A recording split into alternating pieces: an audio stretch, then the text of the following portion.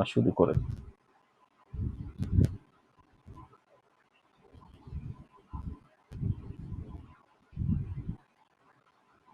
আচ্ছা, যে some basic concept of chemistry,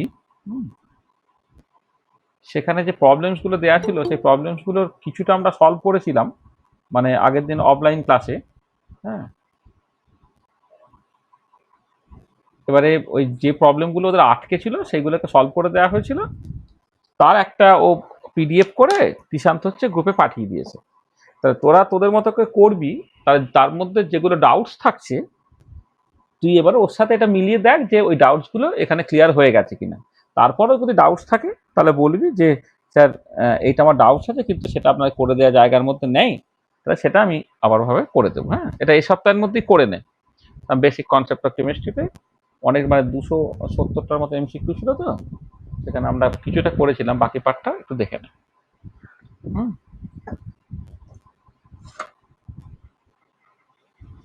মানে তোরা আচ্ছা একটা জিনিস আমি হ্যাঁ আমাকে আগের দিন কি জানো বিয়াস তাই তো বিভাস না কি নাম তোর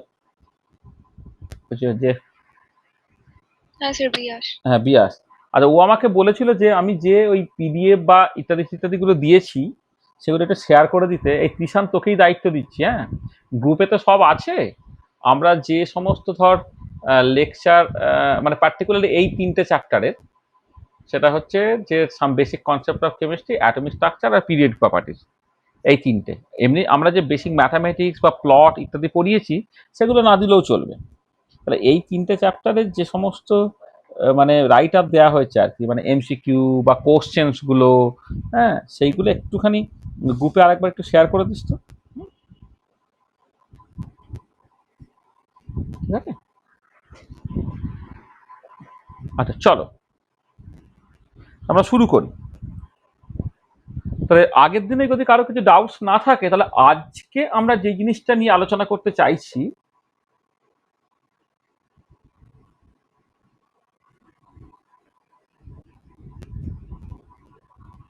টপিক টু বি ডিসকাস, তাহলে প্রথম যে জিনিসটা নিয়ে আলোচনা হবে সেটা হচ্ছে electron affinity,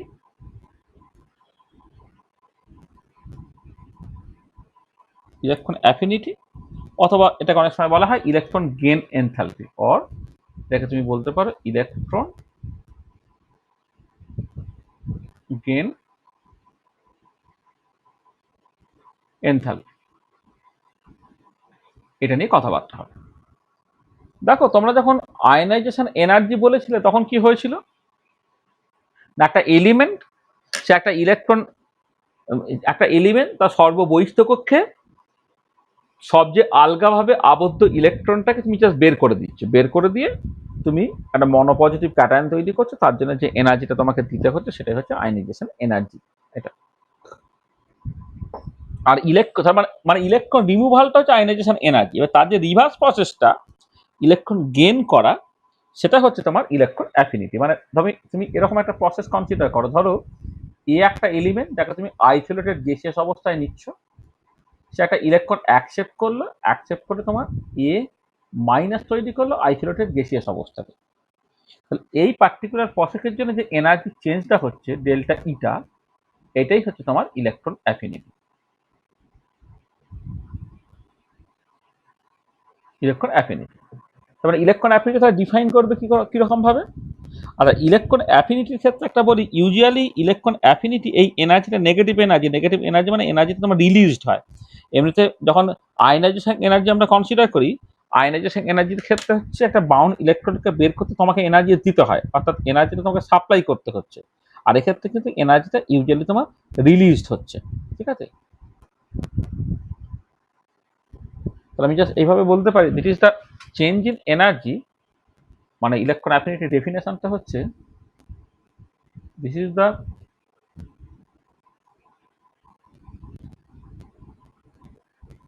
change in energy when an isolated gaseous atom gains an electron electron in its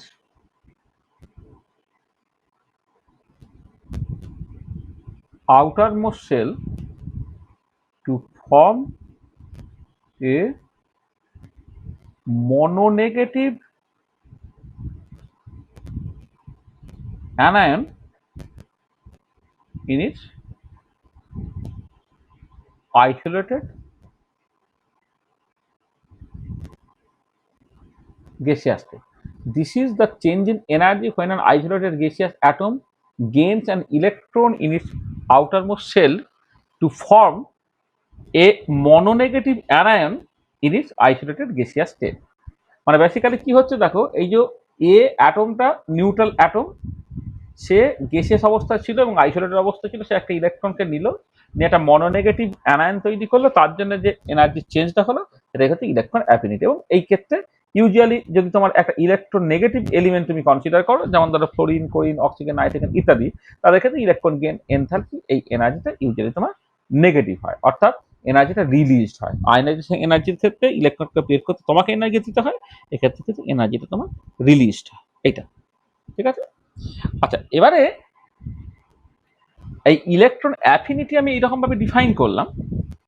R electron মানে ইলেকট্রন অ্যাফিনিটি এই টার্মটা এখন বেশি ব্যবহৃত হয় না, তার বদলে ইলেকট্রন গেন এনথালপি এই টার্মটা তোমার ব্যবহৃত হয়। তাহলে এখানে যেটা চেঞ্জ ইন এনার্জি, এনার্জি মানে চেঞ্জ ইন ইন্টারনাল এনার্জি, আর এখানে হবে চেঞ্জ ইন এনথালপি। তার মানে ইলেকট্রন গেন এনথালপিটা তুমি এইভাবে ডিফাইন করতে পারো, আমি জাস্ট লিখে দিচ্ছি। Electron gain enthalpy is define as electron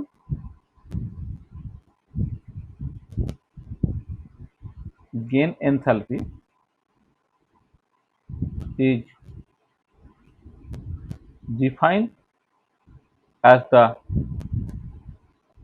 change in energy, না পারে বলবো change in enthalpy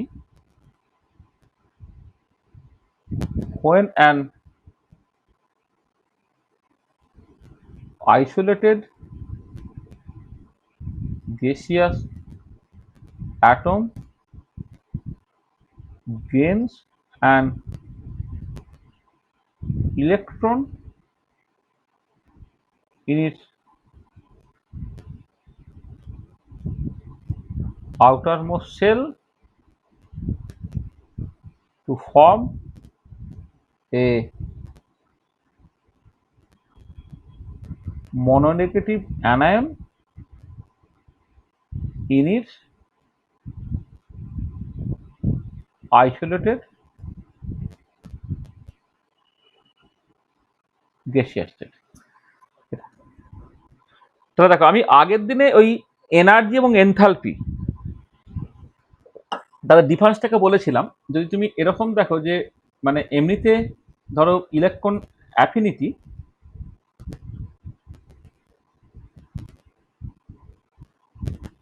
অ্যাফিনিটি সেটা হবে ইলেকট্রন গেন এনথালপি, মানে এটা হচ্ছে change in internal energy delta U, এটা হচ্ছে ডেল্টা এইচ হলো মাইনাস, সেখানে তোমার একটা আরটি টার্ম থেকে যাবে, এটা মাইনাস আরটি।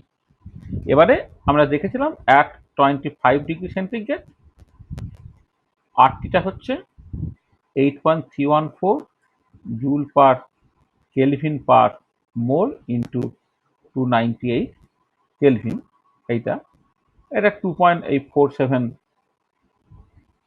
কিলোজুল পার মোল এর কাছাকাছি একটা হবে। তার মানে তুমি ইলেকট্রন গেন এনথালপি জানলে ইলেকট্রন অ্যাফিনিটি পেয়ে যাবে, আর ইলেকট্রন অ্যাফিনিটি পেয়ে গেলে ইলেকট্রন গেন এনথালপি তুমি পেয়ে যাবে। ঠিক আছে, বুঝছো? আচ্ছা, একটা ইম্পর্টেন্ট কথা বলি, সেটা হচ্ছে এই যে তোমাদের এটা পরে ভালো করে শিখবে, সেটা হচ্ছে যে আমি ইলেকট্রন গেন এনথালপি বা ইলেকট্রন অ্যাফিনিটির জন্য যে প্রসেসটার কথা বললাম, সেটা হচ্ছে একটা আইসোলেটেড গ্যাসিয়াস অ্যাটম, সে বেসিক্যালি একটা ইলেকট্রন অ্যাকসেপ্ট করে এ মাইনাস তৈরি করবে। দেখো, শুধুমাত্র এই প্রসেসটা করা কিন্তু খুব ডিফিকাল্ট। ঠিক আছে, মানে একদম তুমি সবকিছু বাদ দিয়ে জাস্ট শুধুমাত্র একটা আইসোলেটেড গ্যাসিয়াস অ্যাটম ছিল, হ্যাঁ, ধরো ফ্লোরিন তো আর ফ্লোরিন অ্যাটম ফর্মে থাকে না, ফ্লোরিন সে ডায়াটমিক মলিকুল হিসেবে থাকে, বা ক্লোরিন সে ডায়াটমিক মলিকুল হিসেবে থাকে। এখানে ক্লোরিন অ্যাটমটা একটা ইলেকট্রন অ্যাকসেপ্ট করে Cl মাইনাস তৈরি করছে, এরকম সিচুয়েশন তুমি কিন্তু তৈরি করতে পারবে না। অর্থাৎ ইলেকট্রন অ্যাফিনিটি এই টার্মটা সেটাকে সবসময় এক্সপেরিমেন্টালি ডিটারমাইন করা যায় সেরকম নয়। তোমাকে এই বর্ন হেবার সাইকেল বলে একটা সাইকেল আছে, যেটা আমরা ল্যাটিস এনার্জি ক্যালকুলেশনের জন্য ইউজুয়ালি ব্যবহার করি। হ্যাঁ, সেই বর্ন হেবার সাইকেল তোমাকে অনেক সময় হেল্প করবে ইলেকট্রন অ্যাফিনিটি বা ইলেকট্রন গেন এনথালপিটাকে বের করতে। তাহলে যেটা কথা সেটা হচ্ছে এই যে it is sometimes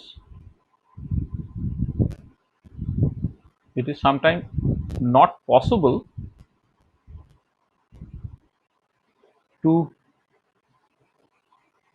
carry out the above process, and hence we cannot determine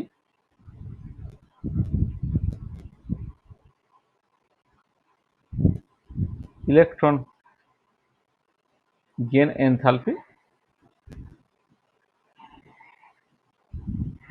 directly. ঠিক আছে, ডিরেক্টলি তুমি অনেক সময় মাপতে পারবে না। In that case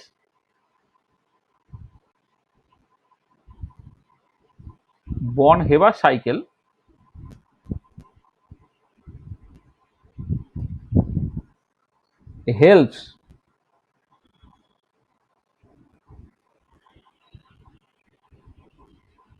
helps to determine electron gain enthalpy। মানে বর্ন হেবার সাইকেল দিয়ে যেমন ল্যাটিস এনার্জি ক্যালকুলেট করা যায়, তেমন ইলেকট্রন গেন এনথালপিটা ক্যালকুলেট করা যায়। ল্যাটিস এনথালপিও ঠিক একই রকম ভাবে তুমি ডিরেক্টলি এক্সপেরিমেন্ট করে এটা পারবে না। ঠিক আছে, ডিরেক্টলি এক্সপেরিমেন্ট করে পারবে না, তোকে বর্ন হেবার সাইকেলের আশ্রয় নিতে হয়। আর মানে মানে অনেক ক্ষেত্রে হয়তো তুমি সরাসরি ইলেকট্রন গেন এনথালপিটাকে মেজার করতে পারো, কিন্তু মোস্ট অফ দ্য ক্ষেত্রে যেটা হয় বর্ন হেবার টাইপের করে একটা সাইকেল ব্যবহার করে তোমাকে এটাকে করতে হবে। বর্ন হেবার সাইকেল খুব ডিটেলে পড়বো আমাদের জাস্ট বন্ডিং যখন শুরু হবে, সেখানে আয়নিক বন্ডিং আছে, সেখানে বর্ন হেবার সাইকেল কিন্তু আমাদের ডিটেলে বলার স্কোপ থাকবে, আমি সেটা তোমাদের বলবো।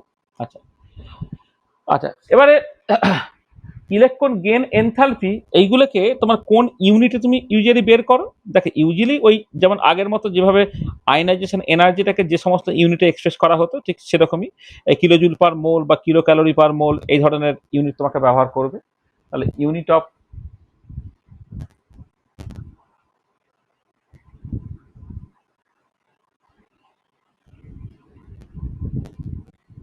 Of electron gain enthalpy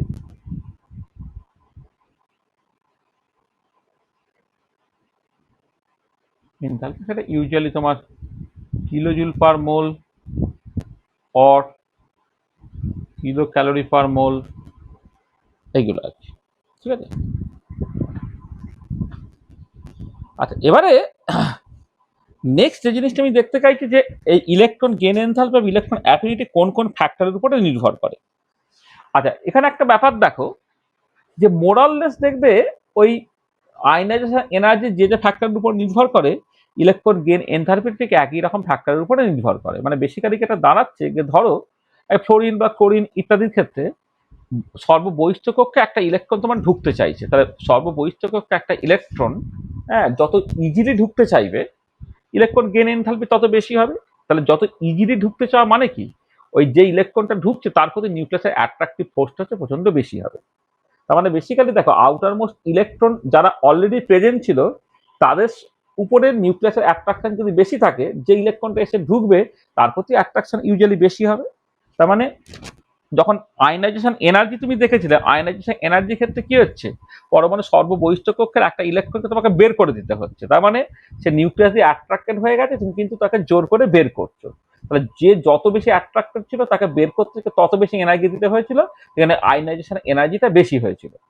R electron অ্যাফিনিটির ক্ষেত্রে ঠিক একই রকমের সিচুয়েশন, বাইরের কক্ষে একটা ইলেকট্রন তোমার ঢুকতে চাইছে, অবভিয়াসলি অ্যাট্রাকশনটা যদি বেশি থাকে, মানে এক্সিস্টিং যে ইলেকট্রন আছে তাদের প্রতি অ্যাট্রাকশন যদি বেশি থাকে, নতুন যে ঢুকবে এক্সপেক্ট তার প্রতি অ্যাট্রাকশনটা বেশি থাকবে। আর যত বেশি অ্যাট্রাকশন বেশি থাকবে তত ইজিলি ইলেকট্রনটা ওখানে ক্যাপচার হয়ে যাবে। আর ইলেকট্রন যখনই ক্যাপচার হয়ে যাবে সে কিছুটা এনার্জি মানে স্টেবিলাইজেশন পাবে, সে কিছুটা এনার্জি ছেড়ে দেবে বা কিছুটা এনথালপি ছেড়ে দেবে, যেটাই তোমার ইলেকট্রন গেন এনথালপি। সেখানে ওই আয়নাইজেশন এনার্জি পার্টটা যদি তুমি বোঝো তাহলে ইলেকট্রন অ্যাফিনিটি সেটা কার কার উপরে নির্ভর করে তুমি অটোমেটিক্যালি বুঝতে পারবে। তার মানে নেক্সট যে জিনিসটা আমি চাইছি সেটা হচ্ছে যে factors on which factors on which electron gain enthalpy বা electron affinity depends.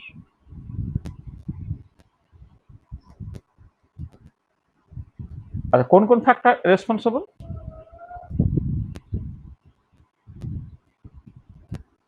আচ্ছা এক নম্বর হচ্ছে atomic size as usual.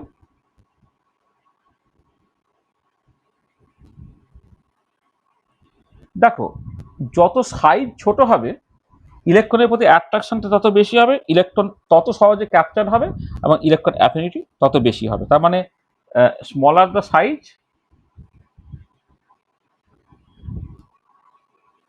Size higher will be electron affinity। মানে যত সাইজ ছোট হবে বাইরে যে ইলেকট্রনটা আসছে তার প্রতি অ্যাট্রাকশনটা বেশি হবে, আর অ্যাট্রাকশন বেশি হলে ইলেকট্রন অ্যাফিনিটি তোমার বেশি হয়ে যাবে।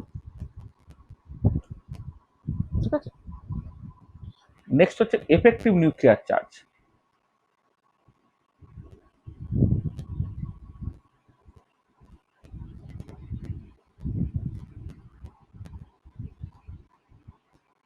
দেখো ওই as usual effective nuclear charge যত বেশি হবে বাইরে ইলেকট্রনটার প্রতি অ্যাট্রাকশন তত বেশি হবে, আর অ্যাট্রাকশন বেশি হলে ইলেকট্রন এফিনিটি বেশি হবে।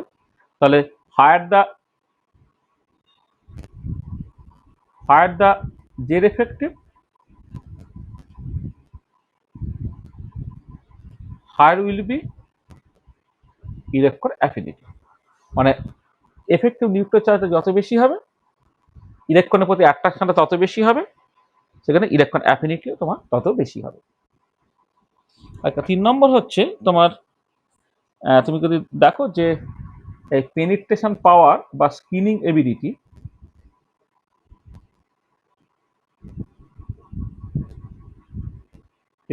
Of orbital. দেখো তোমার যত স্কিনিং এবিলিটি বেশি হয়ে যাবে এফেক্টিভ নিউক্লিয়ার চার্জ তত কমে যাবে। তার মানে যত স্কিনিং এবিলিটি কম হবে এফেক্টিভ নিউক্লিয়ার তত বেশি ইলেকট্রন অ্যাফিনিটি হবে। তার মানে তোমার lower the স্কিনিং constant or shielding constant,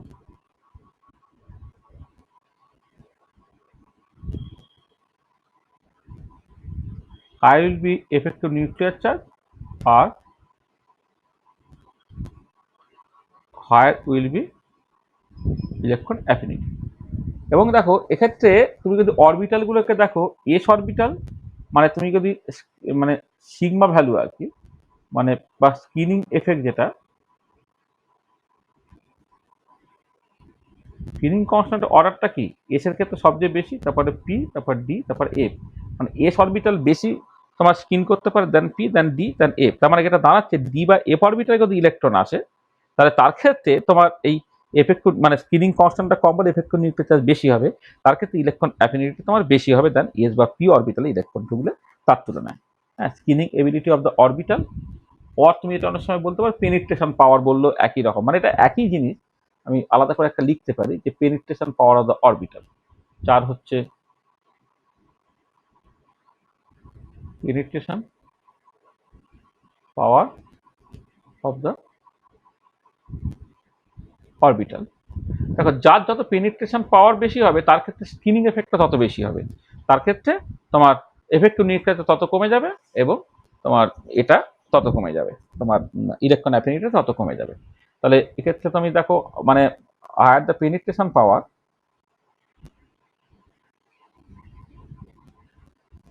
higher the penetration power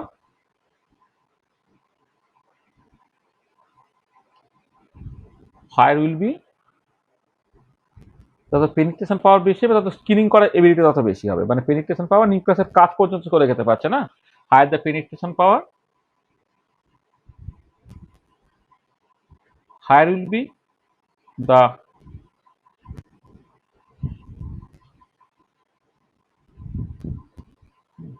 higher the penetration power, higher will be the skinning constant, lower will be the effective nuclear charge, and lower will be the electron affinity। এটা ঠিক আছে। আচ্ছা, next হচ্ছে তোমার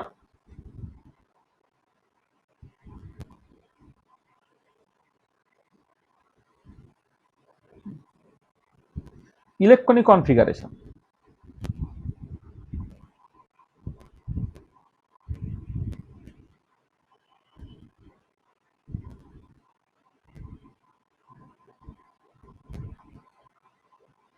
electronic configuration, দেখো electronic কনফিগারেশনের ডিপেন্ডেন্সটা কি, তোমার ধরো এমন হলো যে ইলেকট্রনটা ঢোকার ফলে সে ফুলফিল ইলেকট্রনিক কনফিগারেশন পাচ্ছে, তাহলে সে সার্টেনলি পছন্দ করবে। মানে ধর আমি যদি আজকে ফ্লোরিন বা ক্লোরিন এদের ক্ষেত্রে ভাবি, ফ্লোরিন ক্লোরিন ব্রোমিন এই যে হ্যালোজেন গুলো আছে তারা কিন্তু একটা ইলেকট্রন অ্যাকসেপ্ট করে, তার পাশে যে ইনার কাছে ইলেকট্রনিক কনফিগারেশন সেটা পেয়ে যাচ্ছে, এটা ফুলফিল ইলেকট্রনিক কনফিগারেশন। তাই ফুলফিল ইলেকট্রনিক কনফিগারেশন হলে সে অনেক বেশি স্টেবল, তার ক্ষেত্রে ইলেকট্রন অ্যাফিনিটি ভ্যালুটা হচ্ছে অনেক বেশি হবে আর কি। ঠিক আছে, তার মানে আমি এখানে যেটা যে ফ্যাক্টরটা ইম্পর্টেন্ট যে যেটা হচ্ছে ধরো ফুলফিল, তারপরে হচ্ছে হাফ ফিল্ড, স্টেবিলিটি অর্ডার, যেটা স্টেবিলিটি অর্ডারটা যদি দেখো, full filled more stable than half filled, which again more stable than incompletely filled।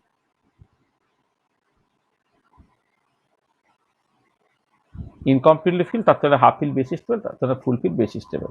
তাহলে আফটার অ্যাকসেপ্টিং ইলেকট্রন যদি সে হাফ ফিল বা ফুল ফিল ইলেকট্রনিক কনফিগারেশন পায়, সার্টেনলি বেশি তার ইলেকট্রনিক অ্যাফিনিটি হবে, মানে higher the stability,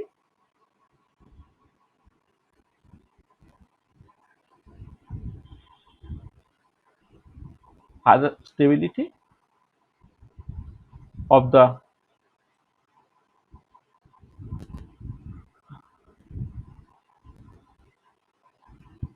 of the electronic configuration of A minus, where will be the electron affinity। আসলে এইটা একটুখানি কেয়ারফুলি দেখো, দেখো প্রসেসটা কি, প্রসেসটা তো এ থেকে এ মাইনাস হচ্ছে, তাহলে এইটা যত সহজে হবে তত বেশি ইলেকট্রন অ্যাফিনিটি হবে। তবে এ মাইনাস যদি বেশি স্টেবল হয় আর এ যদি লেস স্টেবল হয় তবে সেই সিচুয়েশনটা হবে। ধরো এ যেটা সে অলরেডি হচ্ছে তোমার ধরো ফুলফিল ছিল, ঠিক আছে, সে আর একটা এক্সট্রা ইলেকট্রন নিয়ে সে একটা আনস্টেবল এ মাইনাস তৈরি করতে চাইবে না।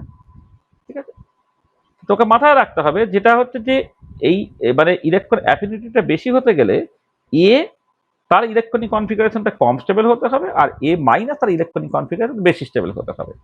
যদি ধরো এটা হচ্ছে ইনকমপ্লিটলি ফিল্ড হলো, ইলেকট্রন অ্যাকসেপ্ট করার পরে যে এ মাইনাস তৈরি হলে সেটা হাফ ফিল্ড বা ফুল ফিল্ড হয়ে গেল, তখন অ্যাকচুয়ালি ইলেকট্রন অ্যাফিনিটিটা বেশি হবে। ঠিক আছে, সেটা আমি জাস্ট মানে আমি higher the stability of the electronic configuration A minus, higher will be the electron affinity. Usually ট্রেনটা হচ্ছে এই ধরনের। ঠিক আছে, এটাকে তোমাকে মাথায় রাখতে হবে। তো দেখো তাহলে কতগুলো ফ্যাক্টরের কথা বলা হলো, যে ফ্যাক্টরের উপরে হচ্ছে তোমার ইলেকট্রনিক মানে ইলেকট্রন অ্যাফিনিটিটা তোমার নির্ভর করে। ঠিক আছে, আচ্ছা আমি পিরিয়ডিক ট্রেনটায় তোমার আসবো। দেখো পিরিয়ডিক ট্রেনটার নর্মাল ট্রেনটা কেমন হবে একটুখানি বোঝার চেষ্টা করো। সেটা হচ্ছে জাস্ট ইলেকট্রন অ্যাফিনিটির এই আয়নাইজেশন এনার্জির ক্ষেত্রে যেমন সিচুয়েশনটা পেয়েছিলে, প্রায় সেই ধরনের একটা সিচুয়েশন হবে। মানে কিছু এক্সেপশন তো সার্টেনলি থাকবে, মানে জেনারেল ট্রেনটা হচ্ছে যে তুমি যদি এরকম করো, ধরো মানে আমি একটা পিরিয়ডিক টেবিলে এই বাঁ দিক থেকে ডান দিকে যাচ্ছি, অর্থাৎ অ্যালং দ্য পিরিয়ড বাঁ দিক থেকে ডান দিকে যাচ্ছ, আর উপর থেকে নিচের দিকে মানে তুমি অ্যালং দা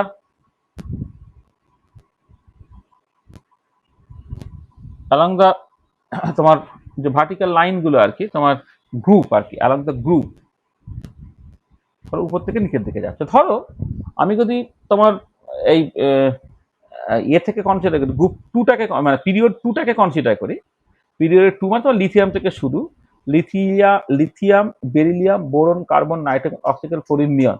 বাঁ দিক থেকে ডান দিকে যখন তুমি যাচ্ছ তখন ইলেকট্রন অ্যাফিনিটিটা বাঁ দিক থেকে ডান দিকে তোমার ইনক্রিজ করবে।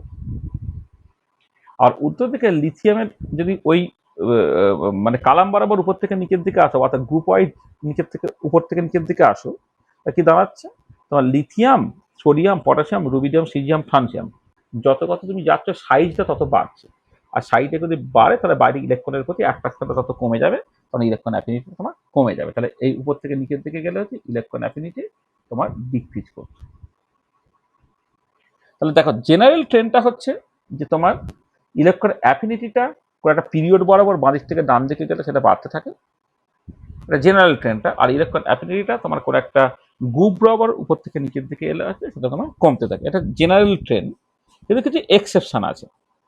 আর এক্সেপশনটা আমি আসছি, মানে অনেক এক্সেপশনই পাবো তুমি, সেগুলো ডেটাগুলো দিয়ে সেই এক্সেপশনগুলো তোমাকে অ্যাকচুয়ালি বুঝতে হবে। এটা দেখো আমি একটা ওই আগের দিনের মতো আমি যে পিরিয়ডিক ট্রেন্ড যেটা তার ভেরিয়েশনটাকে তোমাকে ছবি দিয়ে দেখাই, ছবি দিয়ে দেখাই।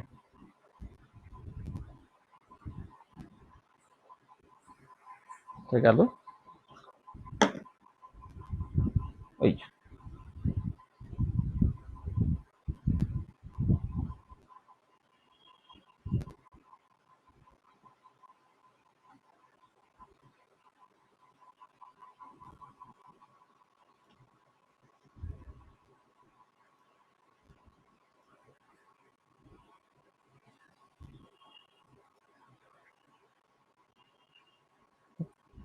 কাটলাম না।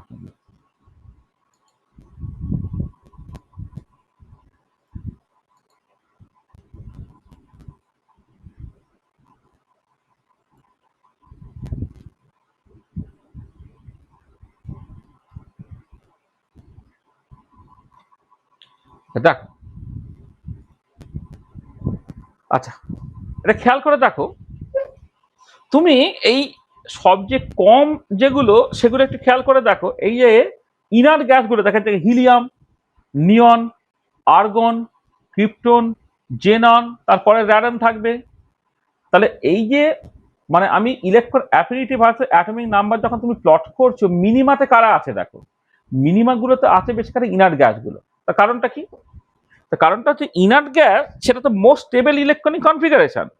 যার ক্ষেত্রে মোস্ট স্টেবল ইলেকট্রনিক কনফিগারেশন তার বয়ে গেছে আর একটা ইলেকট্রন নিয়ে তার সুস্থ শরীরকে ব্যস্ত করতে। মানে হিলিয়াম সে already inert gas electronic configuration পেয়ে গেছে, যেখানে 1s2 তার ইলেকট্রনিক কনফিগারেশন, সেটা তো মোস্ট স্টেবল ইলেকট্রনিক কনফিগারেশন। সে আর ফালতু একটা ইলেকট্রন টুপিতে নিলে সে তো আনস্টেবল হয়ে পড়বো। বা নিয়ন সে 1s2 2s2 2p6 সেটা stable inert gas electronic configuration, আর একটা ইলেকট্রন নিয়ে সে করবেটা কি, সে তার মানে ধরো নিয়ন মাইনাস তৈরি করলে যেখানে 11টা ইলেকট্রন হয়ে গেলে লাস্ট ইলেকট্রনটা সিএসে ঢুকতে হবে, সেগুলো সে চাইবে না। সেই জন্যে তোমার কোনো একটা মানে পিরিয়ডিক টেবিল যদি তুমি কনসিডার করো, একদম লাস্ট যে কালামটা যেটা হচ্ছে তোমার শূন্য শ্রেণী বা গ্রুপ 18 বা ইনার গ্যাস যারা, সেখানে ইনার গ্যাসগুলোর কিন্তু ইলেকট্রন অ্যাফিনিটিটা ম্যাক্সিমাম হবে। তার মানে তাহলে নেচারটা হচ্ছে যে সরি মিনিমাম হবে, সরি মানে এরগুলো মানে মোস্ট স্টেবল ইলেকট্রনিক কনফিগারেশন বলে ইলেকট্রন আর অ্যাকসেপ্ট করতে পারছে না, যেখানে ইনার গ্যাসগুলোর ইলেকট্রন অ্যাফিনিটিটা মিনিমাম হবে। তাহলে মানে electron affinity for the inner gases will be minimum. Electron affinity for the inner gases will be minimum. এটা আর ম্যাক্সিমামটা কারা?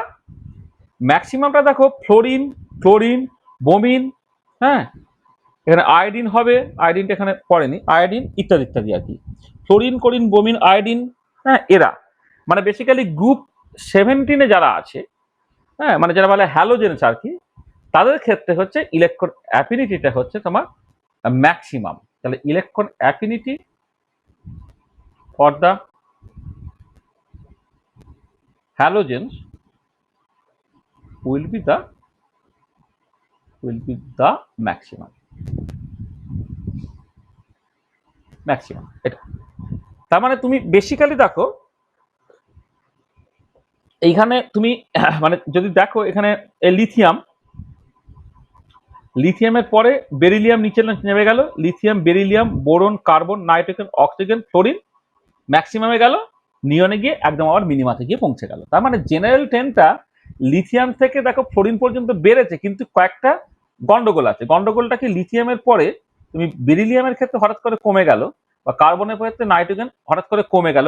এই কমে যাওয়ার কারণটা কি একটুখানি তোমাকে ভালো করে বুঝতে হবে। ধরো আমি লিথিয়ামের সঙ্গে যদি তারপর একটা বেরিলিয়াম কম্পেয়ার করি, একটু খেয়াল করে দেখো। ধরো বা আচ্ছা ঠিক আছে, বা তার থেকে আরো ভালো হচ্ছে কার্বনের সঙ্গে নাইট্রোজেন যদি কম্পেয়ার করো, তাহলে কি হচ্ছে দেখো। ধরো কার্বনের তোমার যে ইলেকট্রনিক কনফিগারেশন, কার্বনের তো ইলেকট্রন হচ্ছে তোমার 6টা, কার্বনের 6টা ইলেকট্রন, তার electronic configuration 1s2 2s2 2p2, এইটা। যেখানে 2p-তে ইনকমপ্লিটলি ফিল ইলেকট্রনিক কনফিগারেশন তুমি দেখতে পাচ্ছ। 2p-তে দুটো ইলেকট্রন, একটা এইরকম ভাবে আছে, একটা এইরকম ভাবে আছে। আর হয় যখন নাইট্রোজেন তুমি কনসিডার করো 7টা ইলেকট্রন, 1s2 2s2 2p3, যেখানে 2p থেকে 3টে ইলেকট্রন তোমার হাফ ফিল অবস্থায় আছে। তাহলে এটা হচ্ছে ইনকমপ্লিটলি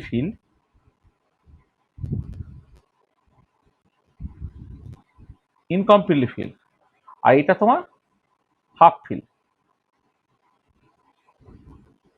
এটা হচ্ছে তোমার লেস স্টেবল, আর হাফ ফিলটা হচ্ছে মোর স্টেবল। আচ্ছা, এবারে কার্বন যখন ইলেকট্রন অ্যাকসেপ্ট করে নিল, তাহলে সি মাইনাস ইলেকট্রনিক কনফিগারেশন কি হলো, 1s2 2s2 2p3 হলো। এটা হচ্ছে আমার হাফ ফিল, সেই জন্য সেটা কি হবে, বেশি স্টেবল হবে।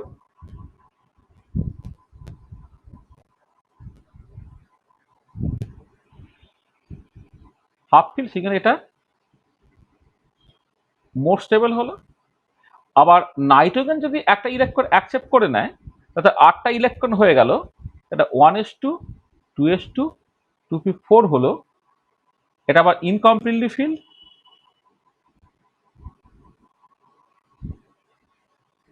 এটা ইনকমপ্লিটলি ফিল, এবং সেখানে এটা কি লেস স্টেবল। তাহলে দেখো কার্বন যখন ইলেকট্রন অ্যাকসেপ্ট করে সি মাইনাস তৈরি করছে, তখন লেস স্টেবল থেকে স্টেবল ইলেকট্রনিক কনফিগারেশনে যাচ্ছে। আর হয় যে নাইট্রোজেন যখন একটা ইলেকট্রন অ্যাকসেপ্ট করে এর মাইনাস তৈরি করছে, তখন কিন্তু স্টেবল থেকে আনস্টেবল হচ্ছে। তাহলে লোকে তো আনস্টেবল থেকে স্টেবল হতে চায়, বা লেস স্টেবল থেকে মোর স্টেবল হতে চায়। যেন কার্বনের ক্ষেত্রে ইলেকট্রন অ্যাকসেপ্ট করে সি মাইনাস চলে কাটা সহজ, আর নাইট্রোজেনের ক্ষেত্রে already half fill electronic configuration sufficiently stable. Electron accept করে সে আনস্টেবল হয়ে পড়ছে, সে সেটা চাইবে না, তার জন্য ইলেকট্রন এনার্জি রিলিজে খুব কম হবে। তুমি পরিষ্কার বুঝতে পারছো যে মানে carbon has higher electron affinity than nitrogen. বুঝতে পারলে এটা কেন হলো? পরিষ্কার এটা, যে কার্বন তার তুলনায় নাইট্রোজেনের ইলেকট্রন অ্যাফিনিটিটা, মানে কার্বনের ইলেকট্রন অ্যাফিনিটিটা বেশি, নাইট্রোজেনের ইলেকট্রন অ্যাফিনিটিটা কেন কম হচ্ছে তুমি বুঝতে পারলে এক্সেপশনটা? হ্যাঁ স্যার। হ্যাঁ স্যার। এটা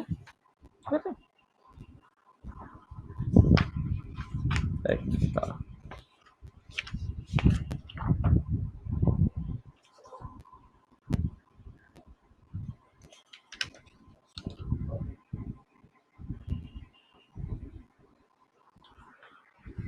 তাহলে এইটা দেখো, এইখানে তুমি পরিষ্কার দেখতে পাচ্ছ যে কার্বন এখানে, নাইট্রোজেন নিচে।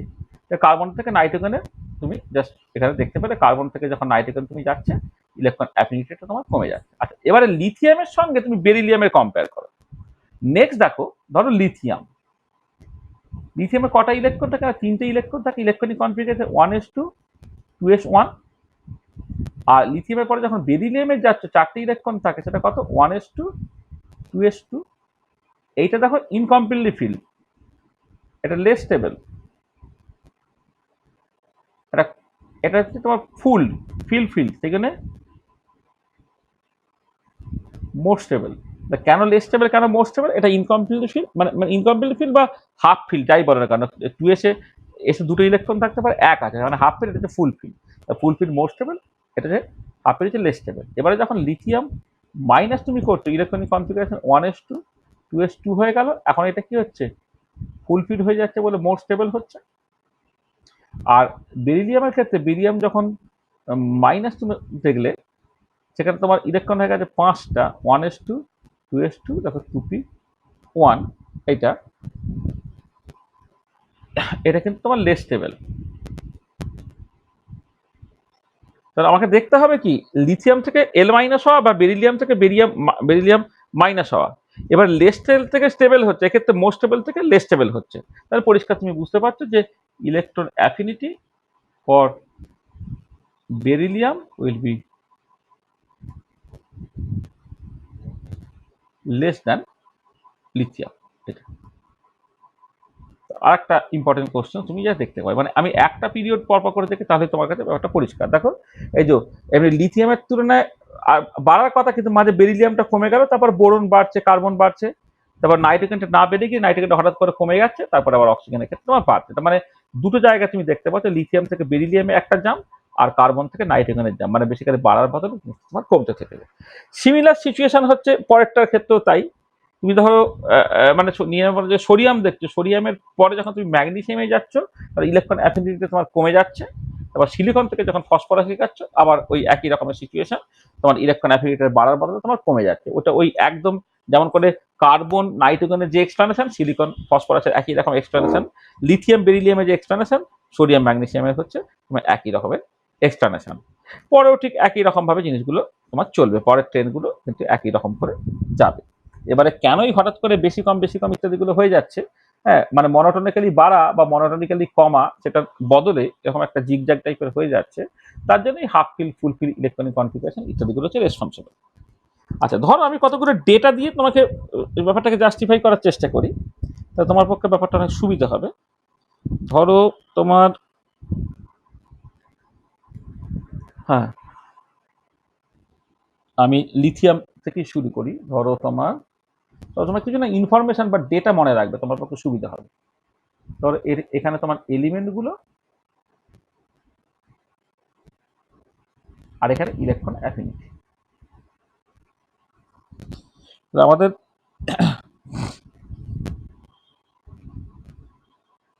যে কোনো একটা গ্রুপ দেখি, lithium, beryllium, boron, carbon, nitrogen, oxygen, fluorine, neon, এটা আমি দেখছি।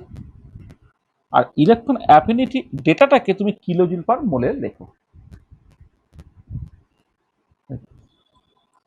আচ্ছা, লিথিয়ামের ক্ষেত্রে ভ্যালুটা 59.6, কিন্তু বেরিলিয়ামের ক্ষেত্রে সেটা হয়ে গেল -50। তাহলে খেয়াল করে দেখো যে এই যে 1s2 এতটা স্টেবল ইলেকট্রনিক কনফিগারেশন, সেখানে একটা ইলেকট্রন সে যদি অ্যাকসেপ্ট করে, সে আগেরটার তুলনায় বেশি স্টেবল তো দূরের কথা, অনেক কম স্টেবল হয়ে পড়ছে।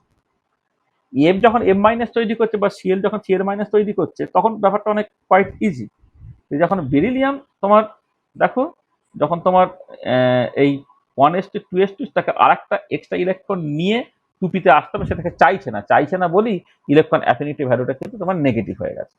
এটা তারপরে বোরনের ক্ষেত্রে চলে এসো, বোরনের ক্ষেত্রে 26.7, কার্বনের ক্ষেত্রে হচ্ছে 121.9, নাইট্রোজেনের ক্ষেত্রে -7। দেখো হাফ ইলেকট্রনিক কনফিগারেশন অলরেডি হয়েছিল নাইট্রোজেনের ক্ষেত্রে, সে কেনই বা একটা ইলেকট্রন নিতে চাইবে, নিতে চাইছে না, তুমি জোর করে দিচ্ছ, সেই জন্য নাইট্রোজেনের ক্ষেত্রে তোমার ইলেকট্রন অ্যাফিনিটি নেগেটিভ হচ্ছে, এবং সেটা -7 হচ্ছে। আচ্ছা, অক্সিজেনের ক্ষেত্রে সেটা হচ্ছে 141, ফ্লোরিনের ক্ষেত্রে 328, আর নিয়নের ক্ষেত্রে হচ্ছে তোমার -116। দেখো এখানে তিনটে জায়গা খেয়াল করো, এই যে বেরিলিয়ামের ক্ষেত্রে, নাইট্রোজেনের ক্ষেত্রে, নিয়নের ক্ষেত্রে, এক্ষেত্রে 1s2 মানে one of the most stable electronic configuration, say extra electron নিয়ে ব্যতিব্যস্ত করতে চাইবে না। সেই জন্য এখানে ইলেকট্রন অ্যাফিনিটি মানে এনার্জি লাভ হওয়া তো দূরের কথা, তোমাকে জোর করে দিতে হচ্ছে, এখানে ইলেকট্রন অ্যাফিনিটি নেগেটিভ হয়েছে। নাইট্রোজেনের ক্ষেত্রে already half fill electronic configuration ছিল, একটা ইলেকট্রন অ্যাকসেপ্ট করে সে হাফ ফিল থেকে ইনকমপ্লিটলি ফিল সেখানে সে চাইবে না, কিন্তু এটা মাইনাস নেগেটিভ হয়ে গেল। আর Niyanta inner gas electronic configuration সে একদমই চাইবে না সেখানে একটা ইলেকট্রন এসে তোমার ধরো এই আর্গন মাইনাস বা জেনন মাইনাস তৈরি করে, সেটা একদমই আনলাইকলি। সেই জন্য নিয়নের ক্ষেত্রে ইলেকট্রন অ্যাফিনিটি বা ইলেকট্রন অ্যাকসেপ্ট করার প্রসেসটা স্পন্টিনিয়াস না, সেখানে তোমার নেগেটিভ বেরিয়ে গেছে এটা। এবং তার ট্রেনটা তুমি দেখো, দেখতে পাচ্ছ আর কি, মানে ইউজুয়ালি জিনিসটা বাড়ার কথা, হ্যাঁ, কিন্তু এই মাঝে মাঝে মাঝে মাঝে এরকম তোমার কমে যাচ্ছে। আচ্ছা, এবারে ওই একই সিচুয়েশনটা এটা হচ্ছে তোমার পিরিয়ড 2 এর জন্য করলে। এটা কার জন্য করলে? এই যে পুরো ডেটাটাকে এটা করলে সেটা হচ্ছে পিরিয়ড 2 এর জন্য। আচ্ছা, পিরিয়ড 3 এর জন্য যদি তুমি দেখো, এলিমেন্ট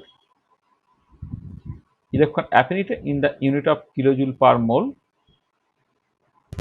তুমি সোডিয়াম থেকে শুরু করো, sodium magnesium, sodium magnesium, aluminium, silicon, phosphorus, oxygen, sulphur, তারপরে হচ্ছে তোমার ক্লোরিন, তারপরে হচ্ছে তোমার নিয়ন। এটা সোডিয়ামের ক্ষেত্রে ভ্যালুটা হচ্ছে 52.9, তার CS1। স্যার আর্গন হবে। ও কোথায় হলো? ও এইটা, সরি, এটা খেয়াল করিনি। হ্যাঁ, আর্গন। ওই ক্লোরিনের হ্যাঁ হ্যাঁ, আর্গন, আর্গন। দেখো সোডিয়াম তাহলে ইলেকট্রনিক কনফিগারেশন 3s1, সে একটা ইলেকট্রন অ্যাকসেপ্ট করে 3s2 করবে, সেটা হচ্ছে পছন্দ করছে। কিন্তু ম্যাগনেসিয়ামে অলরেডি হচ্ছে তোমার 3s2, 3s2 ইলেকট্রনিক কনফিগারেশন একটা ইলেকট্রন যদি তোমার ঢুকে যায়, হ্যাঁ, তখন কি হচ্ছে না তোমার 3s2 3p1 হবে।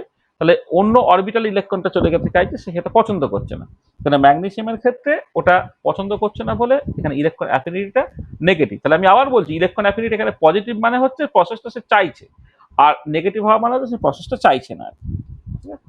আচ্ছা, অ্যালুমিনিয়াম হচ্ছে 42.6, সিলিকন হচ্ছে 133.6, ফসফরাস হচ্ছে 72.0, সালফার 200.4, ক্লোরিনের ক্ষেত্রে হচ্ছে তোমার 349,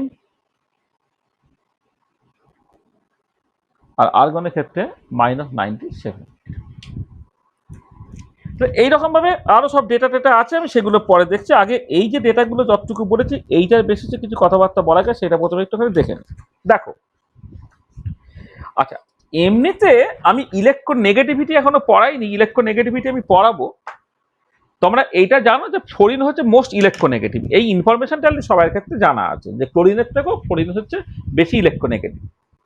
আচ্ছা, ইলেকট্রোনেগেটিভিটি এই ফেনোমেননটা হচ্ছে যে তোমার ধরো যে কোন একটা পার্টিকুলার এলিমেন্ট অন্য একটা পার্টিকুলার এলিমেন্টের সঙ্গে কোভ্যালেন্টলি বন্ডেড আছে। এবারে কোন একটা এলিমেন্ট সে এই কোভ্যালেন্টলি বন্ডেড যে ইলেকট্রনটা বা ইলেকট্রন ক্লাউডটাকে নিজের দিকে টেনে নিচ্ছে, এই টেনে নেওয়ার টেন্ডেন্সি, এটা হচ্ছে ইলেকট্রোনেগেটিভিটি। ঠিক আছে? দেখা যাচ্ছে ফ্লোরিন হচ্ছে মোস্ট ইলেকট্রোনেগেটিভ, আর ক্লোরিন তার থেকে ইলেকট্রোনেগেটিভিটিটা কম। ফ্লোরিনের পাউলিং স্কেলে ফ্লোরিনের ইলেকট্রোনেগেটিভিটি হচ্ছে 4, যেখানে ক্লোরিন হচ্ছে 3.5। এটা আচ্ছা, এবারে যেটা একটা ভীষণ ইম্পর্টেন্ট কোশ্চেন, সেটা হচ্ছে যে তুমি ফ্লোরিনটাকে দেখো এখানে, আর এখানে ক্লোরিনটাকে দেখো। তুমি জানো fluorine is more electronegative than chlorine, হয় ইলেকট্রন অ্যাফিনিটির ক্ষেত্রে দেখো ফ্লোরিনের তুলনায় ক্লোরিনের ইলেকট্রোনেগেটিভিটি বেশি হয়ে গেছে। তার মানে একটা ভীষণ ইম্পর্টেন্ট জায়গা, সেটা হচ্ছে যে fluorine is more electronegative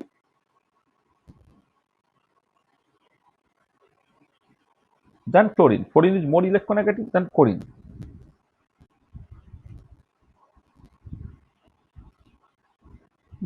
Fluorine is more electronegative than chlorine, but chlorine has GHER, higher electron affinity than fluorine. এটা যেটা আমাকে এক্সপ্লেন করতে বলা হচ্ছে। দেখো, এক্সপ্লেনেশনটা তুমি কি করে করবে, যে যখন ইলেকট্রোনেগেটিভিটি নিয়ে কথাবার্তা বলবে, ইলেকট্রোনেগেটিভিটি কিন্তু কোন একটা এলিমেন্টের ইন্ডিভিজুয়াল প্রপার্টি নয়। ইলেকট্রোনেগেটিভিটিটা হচ্ছে যে কোন একটা পার্টিকুলার এলিমেন্ট যে কম্পাউন্ড অবস্থাতে আছে তার এই বন্ডের ইলেকট্রনটাকে নিজের দিকে টেনে নেওয়ার যে ক্ষমতা বা এবিলিটি, সেটা হচ্ছে ইলেকট্রোনেগেটিভিটি। হয় না, যখন তুমি ইলেকট্রন অ্যাফিনিটির কথা বলছো, ইলেকট্রন অ্যাফিনিটি কিন্তু একটা আইসোলেটেড গ্যাসের অ্যাটমের প্রপার্টি। এটা তাহলে এবারে যেটা হচ্ছে যে ফ্লোরিন এবং ক্লোরিন যখন তুমি কম্পেয়ার করছো, দুজনের ইলেকট্রনিক কনফিগারেশনটা কি?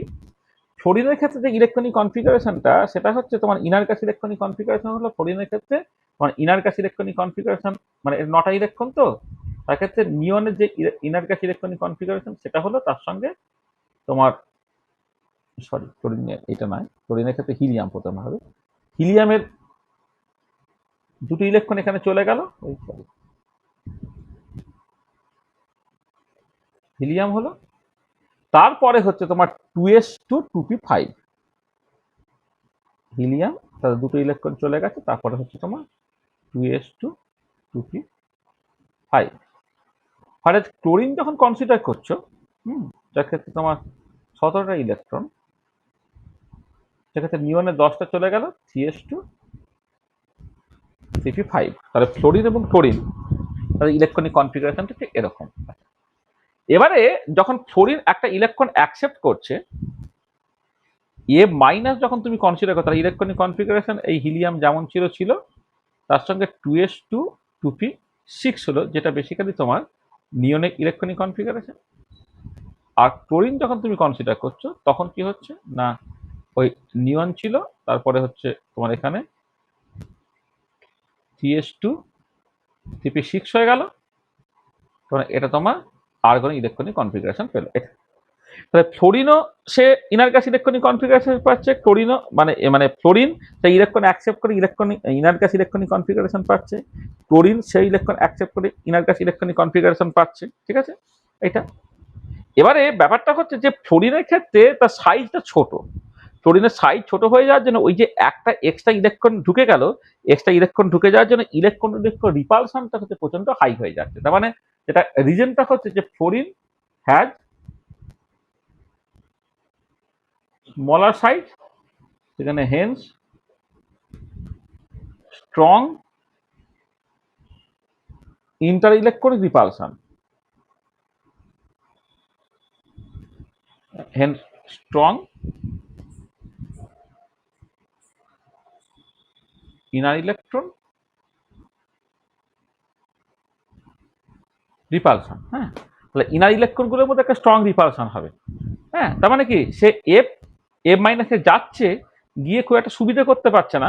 তার কারণটা হচ্ছে যে তোমার ঠিক আছে একটা ইলেকট্রন নিলে ইনার গ্যাস ইলেকট্রনিক কনফিগারেশন পেলো বটে, কিন্তু তার তো সাইজটা ছোট হয়ে যাচ্ছে, তার সাইজ ছোট হয়ে যাওয়ার জন্য স্ট্রং একটা ইনার ইলেকট্রন রিপালশনকে ফিল করবে। আর ক্লোরিনের ক্ষেত্রে যেটা হচ্ছে হ্যাজ লার্জার সাইজ, এই জন্য হেন্স স্ট্রং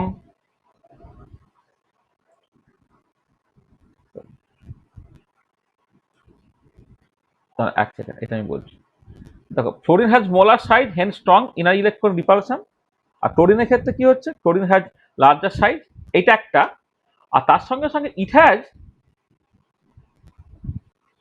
লো এনার্জি বা লো লাইং ভেকেন্ট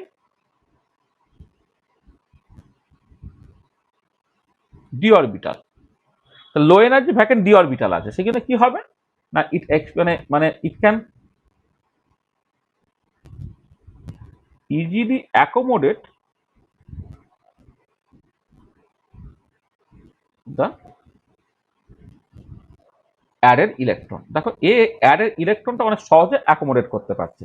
তাহলে দেখো, fluorine is more electronegative than chlorine, কিন্তু ফ্লোরিনের ইলেকট্রন অ্যাফিনিটিটা ক্লোরিনের থেকে কম হচ্ছে। তার কারণটা হচ্ছে ফ্লোরিনের সাইজ কম বলে ইন্টার ইলেকট্রনিক রিপালশনটা সে ফিল করবে, সেখানে সে ওটা পছন্দ করবে না। হয় ক্লোরিনের সাইজটা খুব বড়, এবং অ্যাট দ্য সেম টাইম যে এক্সট্রা ইলেকট্রনটা এলো সেই ইলেকট্রনের একটা চার্জ ক্লাউড কিন্তু ভেকেন্ট লো এনার্জি ডি অরবিটালের মধ্যে ট্রান্সফার করে দিতে পারছে।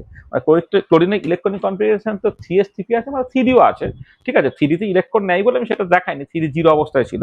এবারে যখন তোমার ওই হবে মানে তোমার এক্সট্রা ইলেকট্রনটা আসবে, সেই এক্সট্রা ইলেকট্রনটা কিন্তু লো এনার্জি ডি অরবিটালের মধ্যে ডিফিউজ হয়ে যেতে পারবে বলে ইন্টার ইলেকট্রনিক রিপালশনটা কিন্তু তোমার কমে যাবে, কারণ ইট can easily accommodate the added electron, সেই জন্য ইলেকট্রন অ্যাফিনিটি তোমার ইনক্রিজ করে গেল।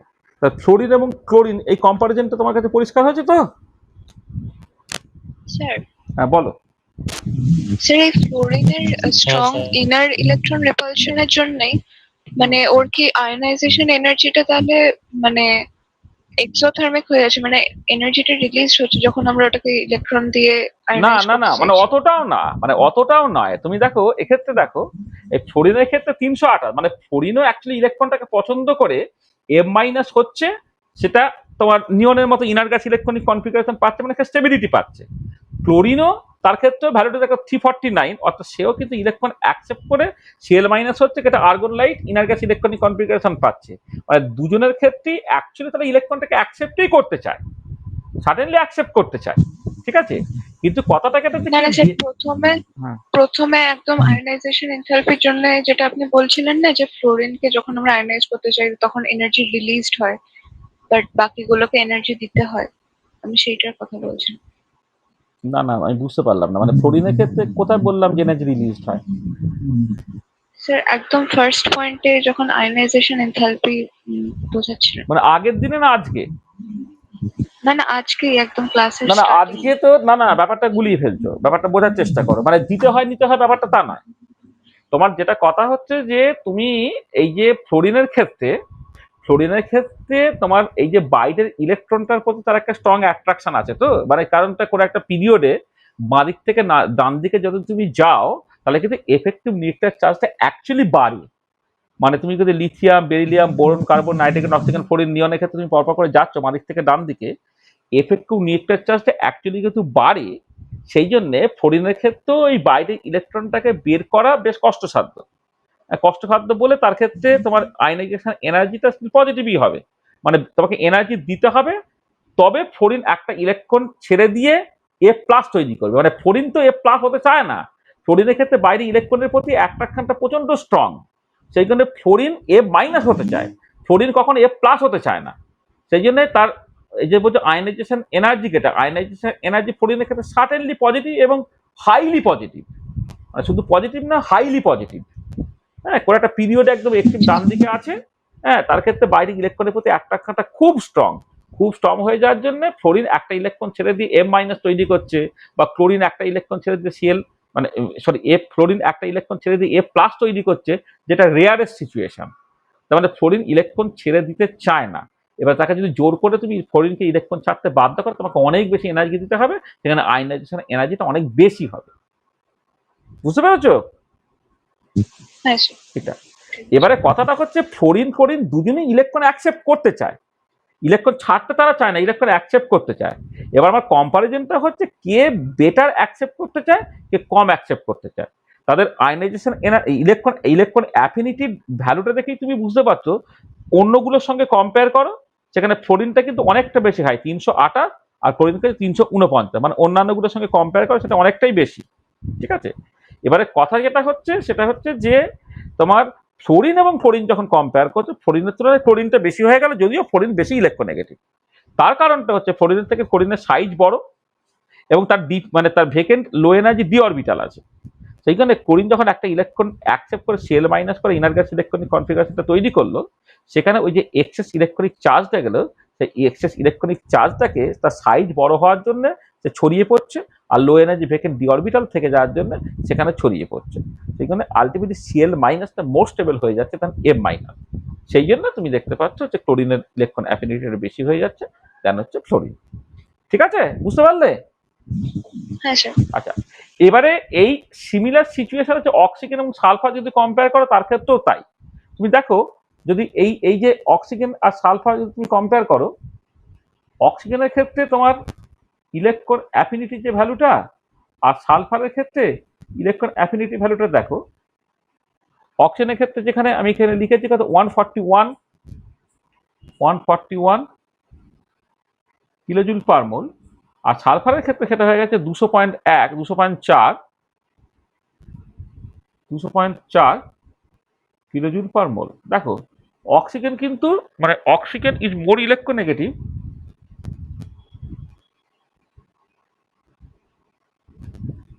more electronegative than sulphur.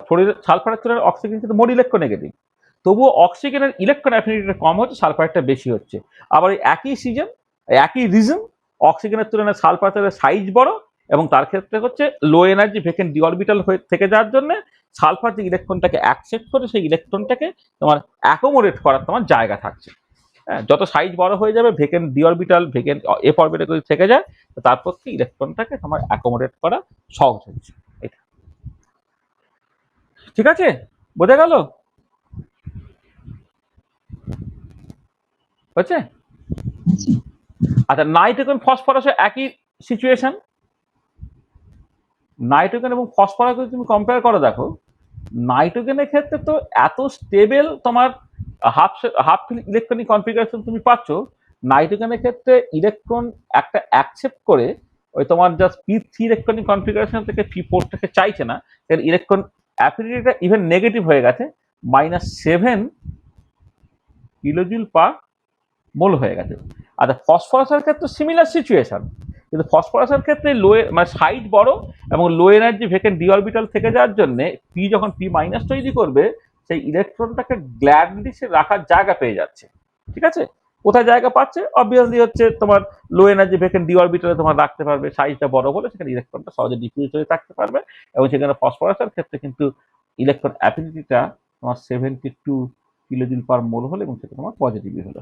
ঠিক আছে, এইটা তাহলে এই যে ডেটাগুলো থাকলে সেখান থেকে তুমি প্রচুর কোশ্চেন তৈরি করতে পারো। কার্বনের সঙ্গে সিলিকন কম্পেয়ার করে এক রকমের সিচুয়েশন, বোরনের সঙ্গে অ্যালুমিনিয়ামে কম্পেয়ার করো এক রকমের সিচুয়েশন। তার মানে তুমি জাস্ট সিম্পলি একই জায়গাতে একই পিরিয়ডে আছে, একই গ্রুপে আছে, কার্বন সিলিকন একই গ্রুপে, বোরন অ্যালুমিনিয়াম একই গ্রুপে। তাহলে একই গ্রুপে যখন থাকছে তখন পরিষ্কার দেখতে পাচ্ছ 2 নম্বর পর্যায়ে এবং 3 নম্বর পর্যায়ে যদি কম্পেয়ার করো, তাহলে 2 থেকে 3 তোমার ইলেকট্রন অ্যাফিনিটিটা বেশি আছে, বোরনের থেকে অ্যালুমিনিয়ামের ইলেকট্রন অ্যাফিনিটি বেশি, কার্বনের থেকে সিলিকনের ইলেকট্রন অ্যাফিনিটি বেশি। তাহলে এই যে এগুলো যে সেম লজিক দিয়ে তুমি কিন্তু এক্সপ্লেন করতে পারছো। ঠিক আছে, এই জায়গাটা পরিষ্কার? ঠিক আছে? হ্যাঁ স্যার। ঠিক আছে? আচ্ছা, আবার দেখো তোমার এই যে ইলেকট্রন নেগেটিভিটি আর ইলেকট্রন অ্যাফিনিটি দুটোর মধ্যে তফাৎ আছে। আমি ইলেকট্রন নেগেটিভিটি পড়বো। ইলেকট্রন নেগেটিভিটি মানে আমি মানে এটাকে শেষ করে নিয়ে পড়বো। ইলেকট্রন নেগেটিভিটিটা হচ্ছে, ধরো তোমার দুটো এলিমেন্ট আছে এ আর বি, তারা একে অপরের সাথে কোভ্যালেন্টলি বন্ড দিয়ে কানেক্টেড, তাদের মধ্যে একটা সমযোজী বন্ধন আছে। এবার ইলেকট্রোনেগেটিভিটি হচ্ছে, তাহলে ইলেকট্রোনেগেটিভিটি অফ এ যদি তুমি কনসিডার করো, তাহলে এর একটা পার্টিকুলার প্রপার্টি আছে যার জন্য সে এই কোভ্যালেন্টলি বন্ডের ইলেকট্রনটাকে জাস্ট নিজের দিকে টেনে নিতে পারে। তাহলে যে কোভ্যালেন্টলি বন্ডের ইলেকট্রনটাকে নিজের দিকে টেনে নেওয়ার যে টেন্ডেন্সি, সেটাই বেসিক্যালি ইলেকট্রোনেগেটিভিটি। আর হয় ইলেকট্রন অ্যাফিনিটি যখন আমি বললাম, তখন কিন্তু একদম আইসোলেটেড গেসিয়াস, মানে ইলেকট্রন অ্যাফিনিটিটা হচ্ছে একদম ইন্ডিভিজুয়াল এলিমেন্টের প্রপার্টি। ইন্ডিভিজুয়াল এলিমেন্ট, হ্যাঁ, সে কি করছে, তোমার একটা ইলেকট্রন অ্যাকসেপ্ট করছে করে এ মাইনাস তৈরি করছে, তাহলে যা এনার্জি চেঞ্জ হচ্ছে সেটা ইলেকট্রন অ্যাফিনিটি। তার মানে ইলেকট্রন নেগেটিভিটিটা হচ্ছে কোন একটা এলিমেন্ট যখন কম্পাউন্ডের মধ্যে থাকছে তার প্রপার্টি, আর ইলেকট্রন অ্যাফিনিটিটা হচ্ছে একটা ইন্ডিভিজুয়াল এলিমেন্টের প্রপার্টি। এইটা, এবং তার সঙ্গে সঙ্গে অ্যাসোসিয়েটেড আরো যে কতগুলো তফাৎ বললাম, সেই তফাৎগুলো তুমি জানতে। সেই জন্য আমি একটা করে নিই, এই ইলেকট্রন, এটা পরীক্ষায় অনেক সময় দেয় যে ডিফারেন্স বিটুইন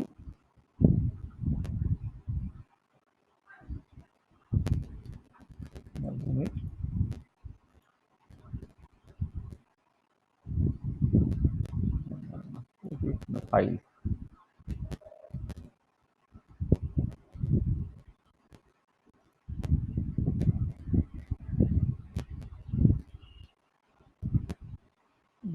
এইটা একটু মানে করে রাখবে, কাজে লাগবে তোমার।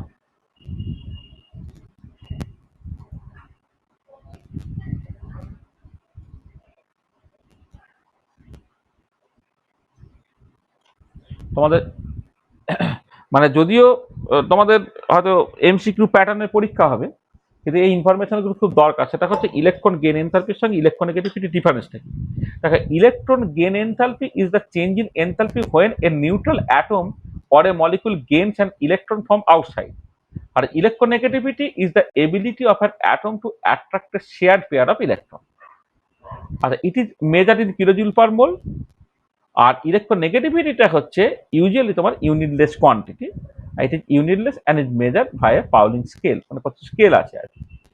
ইট measures the amount of energy, it measures the ability to gain an electron. It can either be negative or positive depending on the atom's electron configuration that will gain an electron. এটা মানে এটা হচ্ছে it is either, মানে electron অ্যাফিনিটিটা positive হতে পারে, negative হতে পারে, এটা নির্ভর করবে হচ্ছে electronic configuration of the atom এবং আফটার টেকিং অ্যান ইলেকট্রন যে এ মাইনাস হয়ে যেতে তার উপর।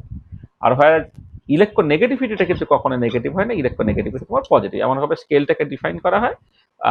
ফ্লোরিনের ক্ষেত্রে ইলেকট্রন নেগেটিভিটিটা ম্যাক্সিমাম ধরে নিতে হয়, হ্যাঁ, সেটা হচ্ছে 4 ইলেকট্রন নেগেটিভিটি, বাকিটা হচ্ছে 4-এর থেকে কম, 0 থেকে 4-এর মধ্যে, কিন্তু সেটা নেগেটিভটা কিন্তু ভাবা হয় না, কনসিডার করা হয় না। তাহলে এটা হচ্ছে ইলেকট্রন গেইন এনথ্যালপি এবং ইলেকট্রন নেগেটিভিটির মধ্যে হচ্ছে তোমার তফাৎ। ঠিক আছে, বুঝতে পারলে?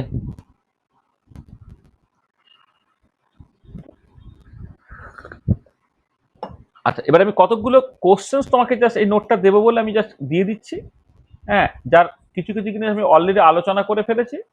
আমি ওই জন্য আর শুধু কোশ্চেন হিসেবে না দিয়ে আমি কোশ্চেন অ্যান্সার দুরকম ভাবে জিনিসটাকে দিচ্ছি। দেখো, এই যে পার্টিকুলার প্রবলেমটা, এটা একদম ভীষণ কমন একটা প্রবলেম, ফ্লোরিন এবং ক্লোরিনের যে প্রবলেমটা।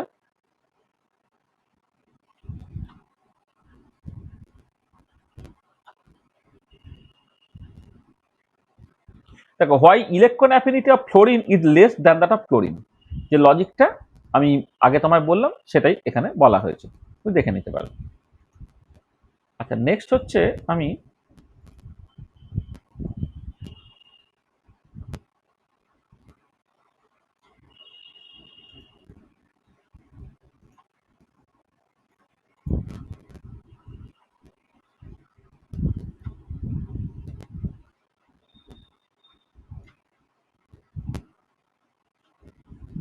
এখানে তোমার, আচ্ছা প্রবলেমটা দেখো, বলছে the electron affinity of nitrogen is negative. আচ্ছা, ইলেকট্রন অ্যাফিনিটি অফ নাইট্রোজেনটা নেগেটিভ, তার কারণটা কি? কারণটা দেখো, আমি অলরেডি কিন্তু তোমায় বলেছি যে কার্বন এর ক্ষেত্রে, এক সেকেন্ড,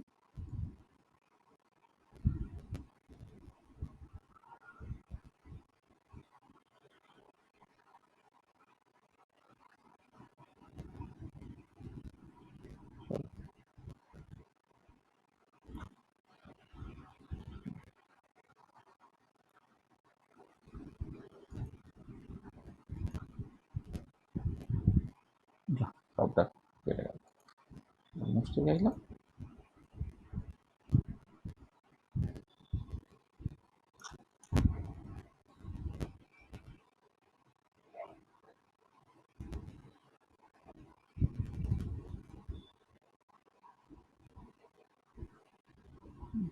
দেখো দেখো যেটা হচ্ছিল, এটা আমি অলরেডি আলোচনা করেছি, the electron affinity of nitrogen is negative. কেন? কারণ নাইট্রোজেনের ক্ষেত্রে 1:2:2p3 আর stable half fill electronic configuration already আছে। তাহলে একটা stable half fill electronic configuration আছে, সে ফালতু একটা এক্সট্রা ইলেকট্রন নিয়ে 1:2p4 তৈরি করবে, যেটা সাডেনলি হাফ ফিল্ড থেকে ইনকমপ্লিটলি ফিল্ড হয়ে যাচ্ছে। তাহলে হাফ ফিল্ড থেকে ইনকমপ্লিটলি ফিল্ড হয়, তো সাডেনলি কি হবে?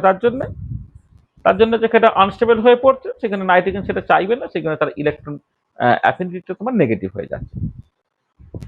আচ্ছা, এইটা দেখো, the electron affinity of gold is very high extent. তাহলে এই এক্সপ্লানেশনটা একটু ভালো করে দেখতে হবে, মানে এটা পরীক্ষায় কিন্তু খুব পড়ে, হ্যাঁ, মানে ইলেকট্রন অ্যাফিনিটি অফ গোল্ড সেটা কিন্তু প্রচন্ড হাই, হ্যাঁ, আর আয়নাইজেশন এনার্জি ফর সিজিয়াম সেটা হচ্ছে প্রচন্ড লো। সেই জন্য সিজিয়াম সে বেসিক্যালি একটা ইলেকট্রন ছেড়ে দিয়ে সিজিয়াম প্লাস হতে চায়, আর গোল্ড একটা ইলেকট্রন অ্যাকসেপ্ট করে নিয়ে এইউ মাইনাস তৈরি করতে চায়, সেখানে সিজিয়াম প্লাস এইউ মাইনাস এরকম একটা কম্পাউন্ডও তোমার এক্সিস্ট করে।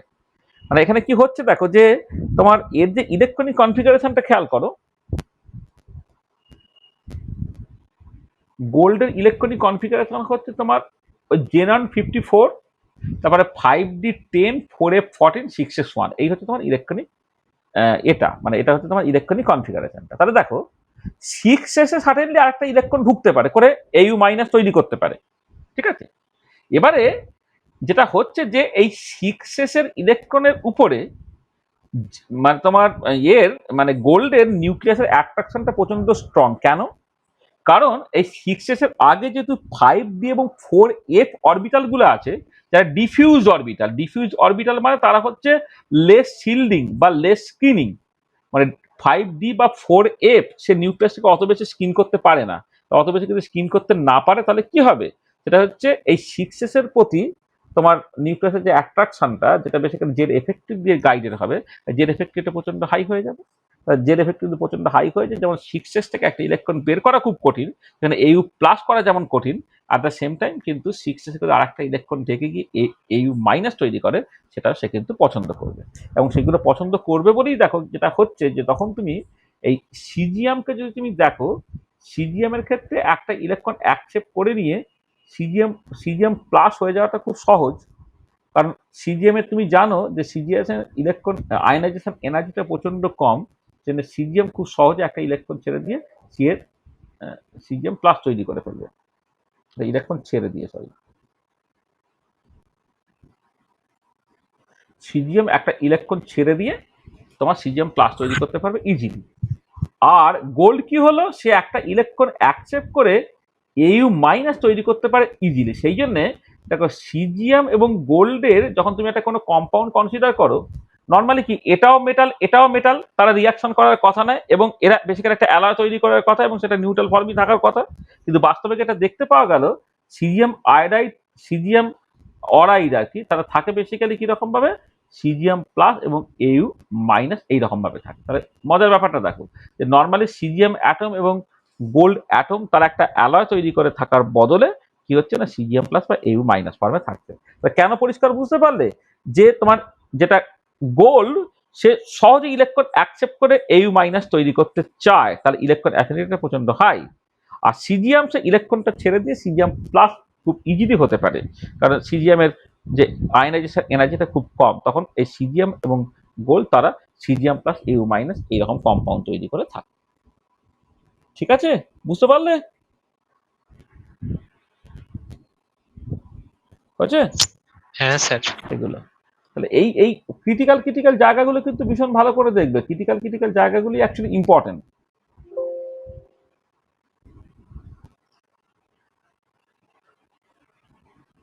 আচ্ছা, আর একটা কোশ্চেন দেখো, এখানে তোমার এই দুটো কোশ্চেন একসাথে দিয়ে দিই।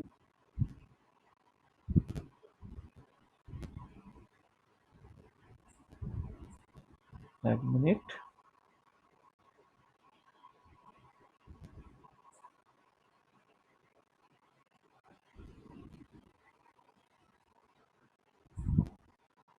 পরে কথা কিছুটা আসে।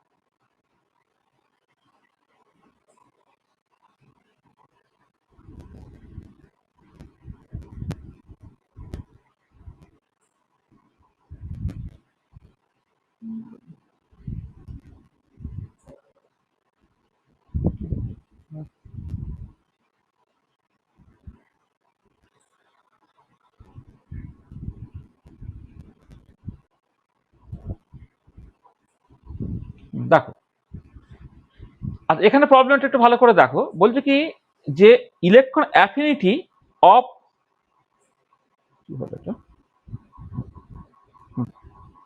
দেখো কি বলা হচ্ছে এখানে, ইলেকট্রন অ্যাফিনিটি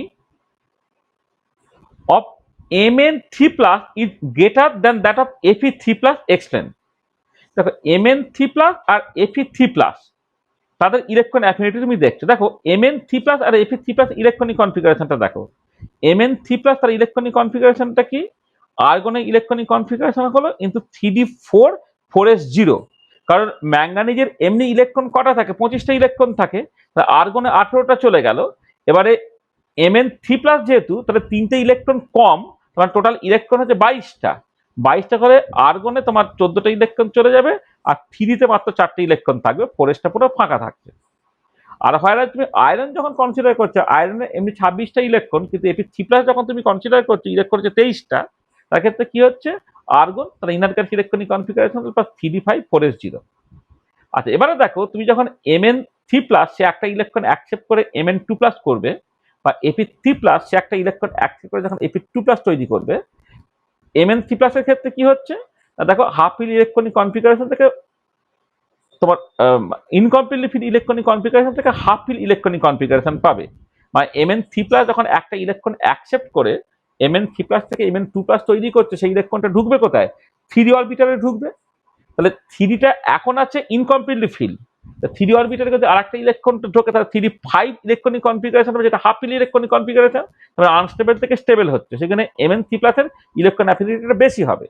ফয়রার যখন তুমি আয়রনের ক্ষেত্রে কনসিডার করছো, তখন অলরেডি হচ্ছে হাফ ফিল ইলেকট্রনিক কনফিগারেশন। তার মানে তুমি Fe3+ একটা ইলেকট্রন অ্যাকসেপ্ট করে যখন Fe2+ তৈরি করছে, তখন কি হচ্ছে, 3d5 তো 3d6 হয়ে যাবে, তোমার স্টেবল থেকে আনস্টেবল হয়ে পড়ছে। তাহলে Fe3+ 3+ থেকে 2+ গেলে আনস্টেবল থেকে স্টেবল হচ্ছে, আর Fe3+টা তোমার বেসিক্যালি স্টেবল থেকে আনস্টেবল হচ্ছে। সেই জন্য পরিষ্কার দেখতে পাচ্ছি electron affinity for Mn3+ is greater than that of Fe3+। ভালো কোশ্চেন কিন্তু এটা, ঠিক আছে? বুঝতে পেরেছো তো আগের প্রবলেমটা, যে Mn3+ এর ইলেকট্রন অ্যাফিনিটি কেন হাই আর Fe3+ ইলেকট্রন অ্যাফিনিটি কেন কম, ঠিক আছে? বুঝতে পেরেছো? আচ্ছা আচ্ছা, এবারে দেখো electron affinity of SF5 is greater than that of SF4 আর SF6। ব্যাপারটা কিছুই না, SF5 যেটা হয় সে না, মানে সালফার তার স্টেবল কোভ্যালেন্সি হচ্ছে 6। তাহলে যেটা হয় যে সালফার এখানে যে 5 যে কোভ্যালেন্সি, হ্যাঁ, সে আর একটা কোভ্যালেন্সি, মানে একটা ইলেকট্রন যদি তোমার ঢুকে যায়, তাহলে যেটা তৈরি হবে যে SF- তৈরি হবে। SF-, হ্যাঁ, তার কোভ্যালেন্সিটা হচ্ছে তোমার 6, মানে কোঅর্ডিনেশন নাম্বারটা রাদার, 5 থেকে 6 চলে যেতে পারলো, সে বেসিক্যালি মোর স্টেবল সিচুয়েশনে চলে যেতে পারলো। হ্যাঁ, হয় তোমার SF6 এর ক্ষেত্রে সেই মানে এটা হচ্ছে না, মানে ব্যাপারটা হচ্ছে এটা, দেখো এখানে এই পরিষ্কারভাবে লেখা আছে, the maximum covalency of sulphur is 6 involving D orbital participation in bonding, therefore in case of SF6 it is fully satisfied। মানে সালফারের তো মানে সালফারের ম্যাক্সিমাম কোভ্যালেন্সি হয় হচ্ছে 6, ঠিক আছে? এবারে যখন SF6 হচ্ছে, সে পুরোটাই ফুললি স্যাটিসফাইড হয়ে যাচ্ছে, সেখানে আর কেউ ঢোকার কোনো জায়গা না, একটা সিমেট্রিক্যাল অক্টাহেড্রাল জিওমেট্রি সে তৈরি করে ফেলেছে। So it has less tendency to accept extra electron in outermost orbital, but in case of SF5 covalency of sulfur is not satisfied completely, coordination number 5 আছে, সেখানে সে আরেকটা ইলেকট্রন কিন্তু খুব ইজিলি অ্যাকসেপ্ট করতে পারে। তাহলে SF6 এর ক্ষেত্রে ম্যাক্সিমাম কোভ্যালেন্সিটা ফুলফিল হয়ে গেছে, সে আর এক্সট্রা ইলেকট্রন নিতে চাইবে না। কিন্তু SF5 এর ক্ষেত্রে তোমার ম্যাক্সিমাম কোভ্যালেন্সিটা ফুলফিল হয়নি বলে সে একটা ইলেকট্রন অ্যাকসেপ্ট করে নিতে চায়, ঠিক আছে? সেই জন্য SF5 তার ইলেকট্রন অ্যাফিনিটিটা SF6 এর থেকে বেশি। তাহলে আগে SF5 এর সঙ্গে SF6 কম্পেয়ার করলাম, এটা বুঝতে পারলে যে আমি কি বলছি? দেখো সালফারের ম্যাক্সিমাম কোভ্যালেন্সি হচ্ছে তোমার 6, হ্যাঁ, এবং মানে 6টা ফ্লোরিন, সেই মানে বেসিক্যালি দেখো SF6 এর ইলেকট্রনিক কনফিগারেশন তোমাকে বলি, এগুলো আসলে বন্ডিং এর মধ্যে আমি তোমাকে বলেইছিলাম যে বন্ডিং, পিরিয়ডিক প্রপার্টিজ আর ওদিকে sp ব্লক এলিমেন্ট তিনটে একসাথে প্রায় মিলেমিশে যাবে। ধরো সালফারের ইলেকট্রন তো 16টা, তার ইলেকট্রনিক কনফিগারেশনটা কি 1s2 2s2 2p6 3s2 3p4, এটা ইলেকট্রনিক কনফিগারেশন। আর 3d-তে তোমার ফাঁকা আছে। তাহলে গ্রাউন্ড স্টেটে কি হচ্ছে না, ground state electronic configuration 3s এ তোমার 2টে ইলেকট্রন, 3p-তে 4টে ইলেকট্রন, আর 3d-তে ছিল পুরো ফাঁকা ফাঁকা। এটা হচ্ছে গ্রাউন্ড স্টেটে। এবারে কি হচ্ছে, মানে এখানে যখন এই সিচুয়েশনটা হবে, তখন কোভ্যালেন্সি কত দেখাবে, total number of unpaired electron যতগুলো, সেটাই হচ্ছে তোমার সমযোজ্যতা বা কোভ্যালেন্সি। এখানে দুটো আনপেয়ার্ড ইলেকট্রন, মানে এই পার্টিকুলার কেসে সে কোভ্যালেন্সি দেখাবে 2, আর দুটো আনপেয়ার্ড ইলেকট্রন আছে বলে প্রথমে সালফার তার কোভ্যালেন্সি দেখাতে পারে তোমার 2, ঠিক আছে? H2S যদি তুমি কম্পেয়ার করো তাহলে কোভ্যালেন্স 2 দেখাচ্ছে। তারপরে কি হলো না, তোমার এই যে 3s এ 2টো ইলেকট্রন, 3p তে 4টে ইলেকট্রন, আর 3d তে কোনো ইলেকট্রন নেই। 3p থেকে একটা ইলেকট্রন হচ্ছে তোমার 3d তে চলে গেল। চলে গেলে কি হচ্ছে না, 3s এ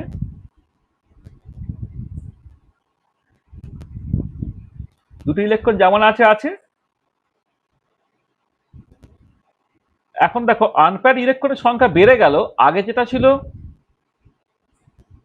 দুটো, এখন হয়ে গেল 4টে। তাহলে এখন কি হবে, কোভ্যালেন্সি যেটা নাম্বার অফ আনপেয়ার্ড ইলেকট্রনের সংখ্যার সঙ্গে সঙ্গে সেটা 4 হয়ে গেল এটা। আর তারপরে যখন তুমি 3s, এটা 3p, এটা তোমার 3d। তারপর নেক্সট যেটা হতে পারে,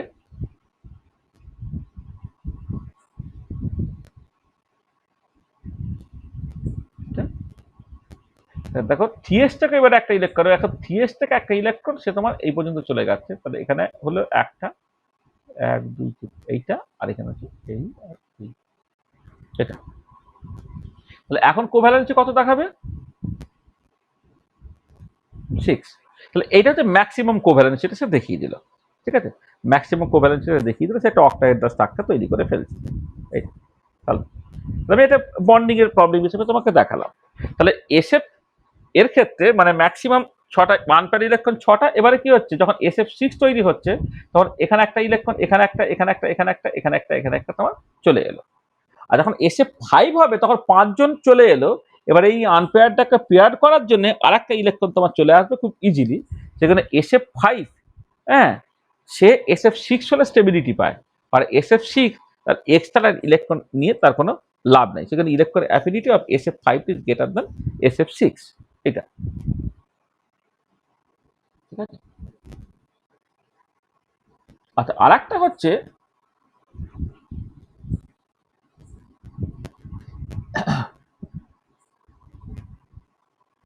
আচ্ছা আচ্ছা এবারে দেখো, এবারে SF4 এবং SF5 যদি তুমি কম্পেয়ার করো, SF4 একটা ইলেকট্রন অ্যাকসেপ্ট করলো, করে SF5 এর মতো স্ট্রাকচার তৈরি করলো। আর SF5 একটা ইলেকট্রন অ্যাকসেপ্ট করে SF6 এর মতো স্ট্রাকচার তৈরি করলো। তাহলে SF5 একটা ইলেকট্রন অ্যাকসেপ্ট করে SF6টা খুব ইজিলি হতে চাইছে, কারণ SF6টা হচ্ছে মোর স্টেবল। আর SF4 সে একটা ইলেকট্রন অ্যাকসেপ্ট করে SF5 তৈরি করতে চাইছে, কিন্তু SF5টা হচ্ছে বেশি স্টেবল নয়। তার মানে কি, SF4 তার ইলেকট্রন অ্যাকসেপ্ট করে SF5 হতে সে অতটা পছন্দ করছে না। তার বদলে SF5 সে ইলেকট্রন অ্যাকসেপ্ট করে মোস্ট স্টেবল SF6 তৈরি করতে চাইছে। সেখানে SF5 এর ইলেকট্রন অ্যাফিনিটিটা SF4 এর থেকেও বেশি, আবার SF6 এর থেকেও বেশি হয়ে যাচ্ছে। ঠিক আছে, তাহলে এটা তোমাকে ভালো করে প্রবলেমটাকে করতে হবে। ঠিক আছে, বুঝতে পারলে এটা?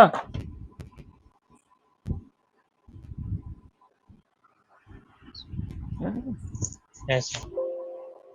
আচ্ছা, আমি এটা যেহেতু তুমি তোমার কাছে একটু নোটের মতো করে আমি করে দিচ্ছি, যাতে করে তুমি বাড়িতে এটা দেখতে পারো বা পড়তে পারো। আসলে আমি বইগুলো যেটা দেখলাম, বইগুলোতে পার্টিকুলার এনসিইআরটির বইয়ে পিরিয়ডিক যে প্রপার্টিজ আছে, এটা খুবই বাজে লেখা, খুবই ইনফরমেশন ভুল প্রচুর। মানে দেখবে এই যে ইলেকট্রন অ্যাফিনিটি বা আয়নাইজেশন পোটেনশিয়ালের যে ডেটা দেওয়া আছে, হ্যাঁ, দেখবে তোমার ওই প্লটটাকে আঁকা আছে, প্লটের মাঝে তোমার ডেটাগুলো দেওয়া আছে, ডেটাগুলো একদমই সেই ব্যাকডেটেড ডেটা, প্রত্যেকটা ডেটা ভুল ডেটা। হ্যাঁ, মানে এনসিইআরটির বইয়ে কিন্তু এই পার্টিকুলার জায়গাটা খুব খারাপ। এই জন্য আমি একটুখানি রাইট তোমাদের আমাদের আমাদের নিজের বই থেকে, মানে আমার নিজের লেখা বই থেকে আমি কয়েকটা জিনিস তোমাদের একটুখানি দিয়ে দিচ্ছি, যাতে করে তোমার পড়তে সুবিধা হয়। আর compare the electron gain enthalpy of oxygen, chlorine and give reasons for your answer। দেখো এইটা আমি অলরেডি বলেছি। দেখো এখানে আমি যে ডেটাগুলো দিলাম সেখান থেকে তোমার পরিষ্কার, তোমার অক্সিজেনের সঙ্গে ফ্লোরিন এবং ক্লোরিন তাদের কম্পেয়ার করতে, অক্সিজেন 141, ফ্লোরিন 326, আর ক্লোরিন হচ্ছে 349। কেন হচ্ছে, কি দ্বারা, হ্যাঁ তারা, এগুলো আমি অলরেডি বলেছি। মানে দেখো অক্সিজেন একটা ইলেকট্রন অ্যাকসেপ্ট করে সে তার ইনার গ্যাস ইলেকট্রনিক কনফিগারেশন হবে না, যে ফ্লোরিন একটা ইলেকট্রন অ্যাকসেপ্ট করলে হচ্ছে ইনার গ্যাস ইলেকট্রনিক কনফিগারেশনটা পাচ্ছে। ফ্লোরিনের ক্ষেত্রে একটা ইলেকট্রন অ্যাকসেপ্ট করা অনেক সহজ, হচ্ছে তার অক্সিজেন। তাহলে অক্সিজেন তাহলে ফ্লোরিনের ইলেকট্রন অ্যাফিনিটিটা বেশি হবে। আর ফ্লোরিন ফ্লোরিন যখন কম্পেয়ার করলাম, কেন ফ্লোরিনের ক্ষেত্রে বেশি হচ্ছে ইন কম্পারিজন টু ফ্লোরিন, সেটা তুমি বুঝলে। তাহলে সেই মতো করে সেই মতো করে তোমাকে এক্সপ্লেন করে দিলেই চলবে। Compare the electron gain enthalpy oxygen fluorine and given ফরিন answer তুমি এবারে ভালো করেই করতে পারো। আচ্ছা, নেক্সট হচ্ছে পরের প্রবলেমটা।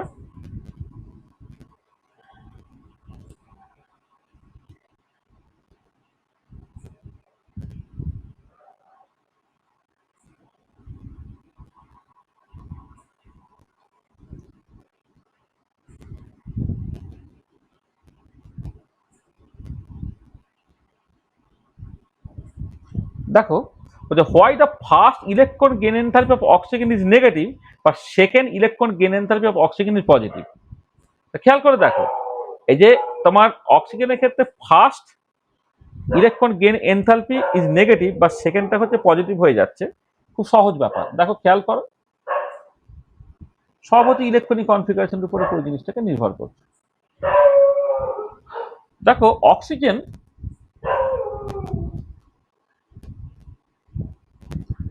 তার ইলেকট্রনিক এখানে 8টা ইলেকট্রন, তো 1s2 2s2 2p4 1s2 2s2 2p4। তাহলে এখানে পি অরবিটালে কি হচ্ছে, এটা অক্সিজেনের ক্ষেত্রে পি অরবিটালটা ইনকমপ্লিটলি ফিল হচ্ছে। একটা ইলেকট্রন অ্যাকসেপ্ট করলো, একটা ইলেকট্রন অ্যাকসেপ্ট করে একটা ইলেকট্রন এখানে ঢুকলো, আর একটা ইলেকট্রন অ্যাকসেপ্ট করলো, তোমার পরেরটায় ঢুকলো। এবারে দেখো যেটা হচ্ছে অক্সিজেন, সে যখন একটা ইলেকট্রন অ্যাকসেপ্ট করে ও মাইনাস তৈরি করছে, এখানে আসলে এখানে কনভেনশনের ব্যাপারটা একটুখানি আছে আর কি। মানে প্রথম কথা হচ্ছে, মানে এটা এখানে না একটু কনভেনশনের ব্যাপার আছে। মানে এখানে যে এই যে বলা হয়েছে না যে why the first electron gain enthalpy of oxygen is negative. Negative মানে বেসিক্যালি এক্ষেত্রে একটুখানি কনভেনশনের ব্যাপার আছে এক্ষেত্রে। মানে নেগেটিভটা বলা উচিত হয়নি, এটা অ্যাকচুয়ালি পজিটিভ লেখা উচিত, আমি যেরকম ভাবে লিখছি আর কি। মানে পজিটিভ মানে এটা সে বেসিক্যালি পছন্দ করছে, মানে ইলেকট্রন গেইন এনথালপিটা পজিটিভ, মানে এখানে আমি যেটা বলছি এটা সে বেসিক্যালি পছন্দ করছে। আর পরেরটা ক্ষেত্রে সেটা নেগেটিভ হয়ে যাবে। এটা না, এটা এটা ঠিক মানে কনভেনশনটা একটুখানি আলাদা। আমি যেটা বলে আসছি এটাকে পজিটিভ ধরো, এটাকে প্লাস করো, আর এটাকে তুমি নেগেটিভ বলো, অর্থাৎ এইটাকে তুমি মাইনাস বলো। মানে মোদ্দা কথা যেটা হচ্ছে অক্সিজেন একটা ইলেকট্রন অ্যাকসেপ্ট করে ও মাইনাসটা খুব ইজিলি হতে পারছে, কিন্তু ও মাইনাস আর একটা ইলেকট্রন করে ও 2 মাইনাস হতে চাইছে না। তাহলে কি বলছি দেখো, যে অক্সিজেন একটা ইলেকট্রন অ্যাকসেপ্ট করে ও মাইনাসটা সে ইজিলি চাইছে, এটা হচ্ছে ফেভারেবল, এটা ফেভারেবল। কিন্তু ও মাইনাস আর একটা ইলেকট্রন করে ও 2 মাইনাস হতে চাই না, সেটা হচ্ছে আনফেভারেবল। আচ্ছা, কেন এটা আনফেভারেবল? তার কারণটা হচ্ছে যে যখন অক্সিজেনে তোমার প্রোটনের সংখ্যা 8টা করে ফিক্সড আছে, একটা ইলেকট্রন ঢুকলো সে কোনোভাবে হজম করে নিল, কিন্তু আর একটা ইলেকট্রন যখন ঢুকলো তখন ইন্টার ইলেকট্রন রিপালশনটা এতটাই ডমিনেট করে যাবে, হ্যাঁ, তখন কিছু উপায় নেই তোমার ওই মানে ও মাইনাস আরেকটা ইলেকট্রন অ্যাকসেপ্ট করে যখন ও 2 মাইনাস তৈরি করবে, সেটা সে অ্যাকচুয়ালি পছন্দ করছে না। তাহলে কি বলছি দেখো, যে অক্সিজেন একটা ইলেকট্রন অ্যাকসেপ্ট করলো, তার ইলেকট্রন নেগেটিভিটির জন্য একটা ইলেকট্রন অ্যাকসেপ্ট করলে সে অ্যাকোমোডেট করলো, সেক্ষেত্রে ওই ইন্টার ইলেকট্রনিক একটা রিপালশন বাড়লো, বাট কিন্তু সেটা কোনো রকম ভাবে সে অ্যাডজাস্ট করে ফেললো। কিন্তু যখন আর একটা ইলেকট্রন ঢুকে যাচ্ছে, একটা ভীষণ ছোট সাইজের একটা অক্সিজেন অ্যাটম, অক্সিজেন তো ভীষণ ছোট সাইজ, তো সেখানে নর্মাল যা ইলেকট্রন থাকার কথা তার তুলনায় দুটো ইলেকট্রন যখন বেশি থেকে যাচ্ছে, তখন ইলেকট্রন রিপালশনটা এত বেশি হচ্ছে সে সেটা পছন্দ করছে না। তার মানে কি হচ্ছে, ও মাইনাস থেকে ও 2 মাইনাস হওয়াটা সে অ্যাকচুয়ালি পছন্দ করে না। তার মানে ও থেকে ও মাইনাস হওয়াটা সে পছন্দ করে, এখানে ফার্স্ট ইলেকট্রন অ্যাফিনিটিটা পজিটিভ, আর ও মাইনাস থেকে ও 2 মাইনাস যখন হচ্ছে সে পছন্দ করছে, সেটা হচ্ছে আনফেভারেবল। এটা আচ্ছা, এবারে তোমাকে এখানে একটা বলো তো, এটা আমি বন্ডিং এর কোশ্চেন করছি। ধরো এখানে কি বলা হলো, ও মাইনাস ও মাইনাস আর ও 2 মাইনাস, তাহলে ও 2 মাইনাসের বদলে ও মাইনাস হওয়াটা হচ্ছে মোট সুবিধাজনক, তাই তো বলা হলো নাকি? মানে বুঝতে পারছো যে অক্সিজেন একটা ইলেকট্রন অ্যাকসেপ্ট করে ও মাইনাসটা ইজিলি হতে পারছে, দেন অক্সিজেন দুটো ইলেকট্রন অ্যাকসেপ্ট করে ও 2 মাইনাস হওয়ার বদলে। ঠিক আছে,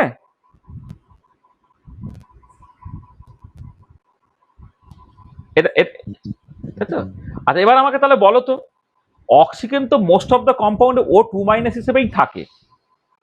আমি একটা বন্ডিং এর কোশ্চেন করছি যে অক্সিজেন থেকে ও মাইনাস হওয়াটা ফেভারেবল আর ও মাইনাস থেকে ও টু মাইনাস হওয়াটা আনফেভারেবল। অথচ নেচারে তুমি কি দেখছো, অক্সিজেনের মোস্ট অফ দ্য কম্পাউন্ডে কিন্তু অক্সিজেন তোমার টু মাইনাস।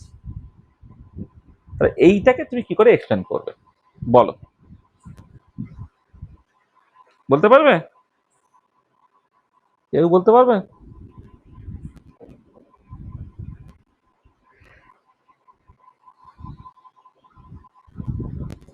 কেউ বলতে পারবে না পারবে না?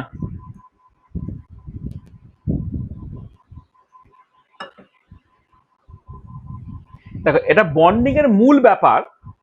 সেটা হচ্ছে যখন ও থেকে ও মাইনাস হয় তখন অক্সিজেন কটা বন্ড তৈরি করতে পারবে? একটা বন্ড তৈরি করতে পারবে।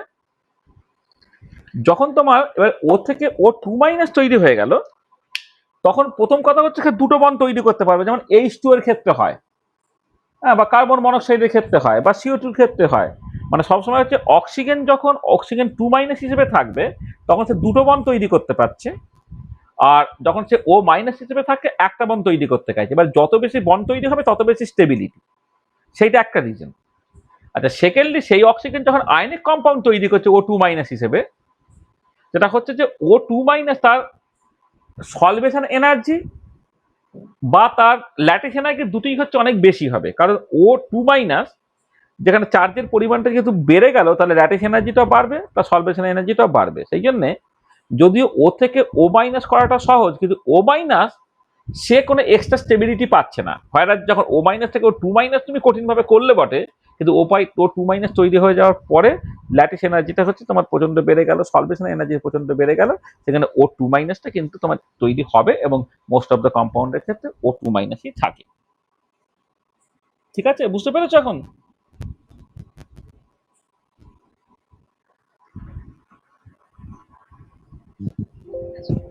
এইটা, হ্যাঁ, আমি এই প্রত্যেকটা এক্সপ্লেনেশন একটু ভালো করে বোঝার চেষ্টা করবে।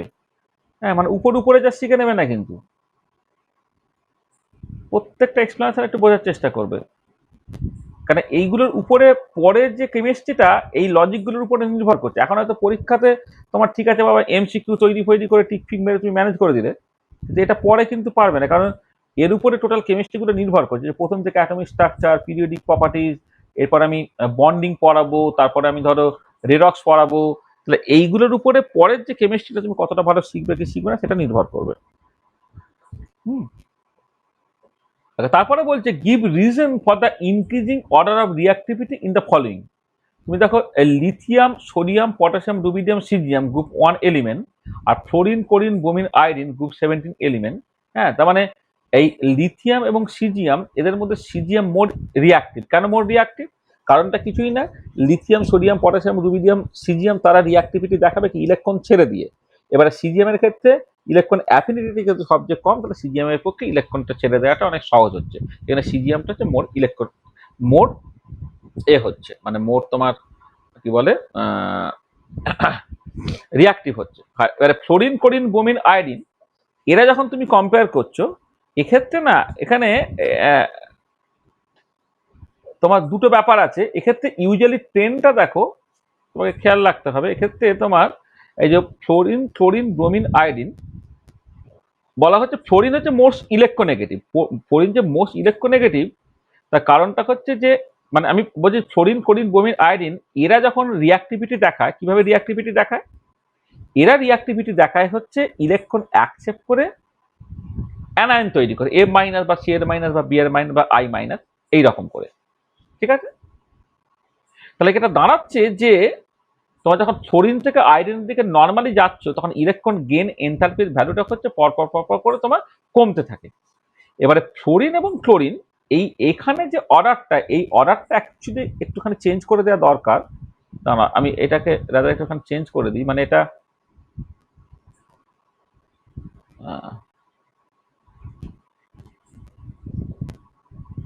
এখানে এই রিঅ্যাক্টিভিটি অর্ডারটা যেরকম ভাবে বলা হয়েছে না, তাতে রিঅ্যাক্টিভিটি অর্ডারটা তোমার এইটা লিখলে তোমার পক্ষে এক্সপ্লেন করতে সুবিধা হবে। এইটা রিঅ্যাক্টিভিটি অর্ডারটা মানে যেটা হচ্ছে ইলেকট্রন অ্যাফিনিটি পার্টটা, যেটা ক্লোরিনের ক্ষেত্রে সবচেয়ে বেশি, দেন ফ্লোরিন, দেন ব্রোমিন, তারপর আয়োডিন। তাই ক্লোরিন সি এর মাইনাস সহজে হতে চাইবে, দেন এম মাইনাস, দেন বি এর মাইনাস, দেন আই মাইনাস। ঠিক আছে, সেখানে সি এর মাইনাস মোর রিঅ্যাক্টিভ হবে। আবার উল্টো দিকে lithium, sodium, potassium, rubidium, caesium তখন তুমি কনসিডার করছো, প্রত্যেক ইলেকট্রন ছেড়ে দিয়ে লিথিয়াম প্লাস বা Na প্লাস বা K প্লাস বা রুবিডিয়াম প্লাস বা সিজিএম প্লাস হতে চাইছে, ঠিক আছে? তাহলে যার ক্ষেত্রে ইলেকট্রনটা সহজে ছেড়ে দিতে পারবে তার ক্ষেত্রে সিজিএম থেকে সিজিএম মানে তার ক্ষেত্রে এম থেকে এম প্লাস হওয়াটা সহজ। এবার সিজিএম এর ক্ষেত্রে ইলেকট্রন অ্যাফিনিটি কিন্তু সবচেয়ে কম, তার ক্ষেত্রে ইলেকট্রনটা ছেড়ে দেওয়া সবচেয়ে সহজ, এখানে সিজিএম প্লাসটা খুব ইজিলি তৈরি হতে পারে। তাহলে সিজিএম প্লাস এখানে মানে মানে বেসিক্যালি তুমি যখন গ্রুপ ওয়ানে দেখছো লিথিয়াম থেকে সিজিএম, অর্থাৎ ডাউন দ্য গ্রুপ রিঅ্যাক্টিভিটি বাড়ছে। আবার এদিকে যখন হ্যালোজেনগুলো দেখবে chlorine chlorine chlorine fluorine bromine iodine, general ট্রেন্ডটা হচ্ছে মানে ক্লোরিন এবং ফ্লোরিনের ক্ষেত্রে একটা এক্সেপশন আছে, জেনারেল ট্রেন্ডটা হচ্ছে উপর থেকে নিচের দিকে যখন তুমি নামছো তার ক্ষেত্রে রিঅ্যাক্টিভিটি কিন্তু তোমার কমছে, ঠিক আছে? বোঝা গেল এটা?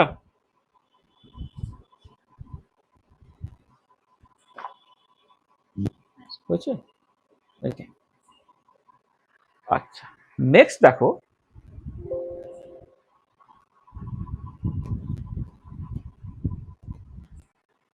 নেক্সট হচ্ছে এখানে প্রবলেমটা দু জায়গায় কাটতে হবে আমাকে।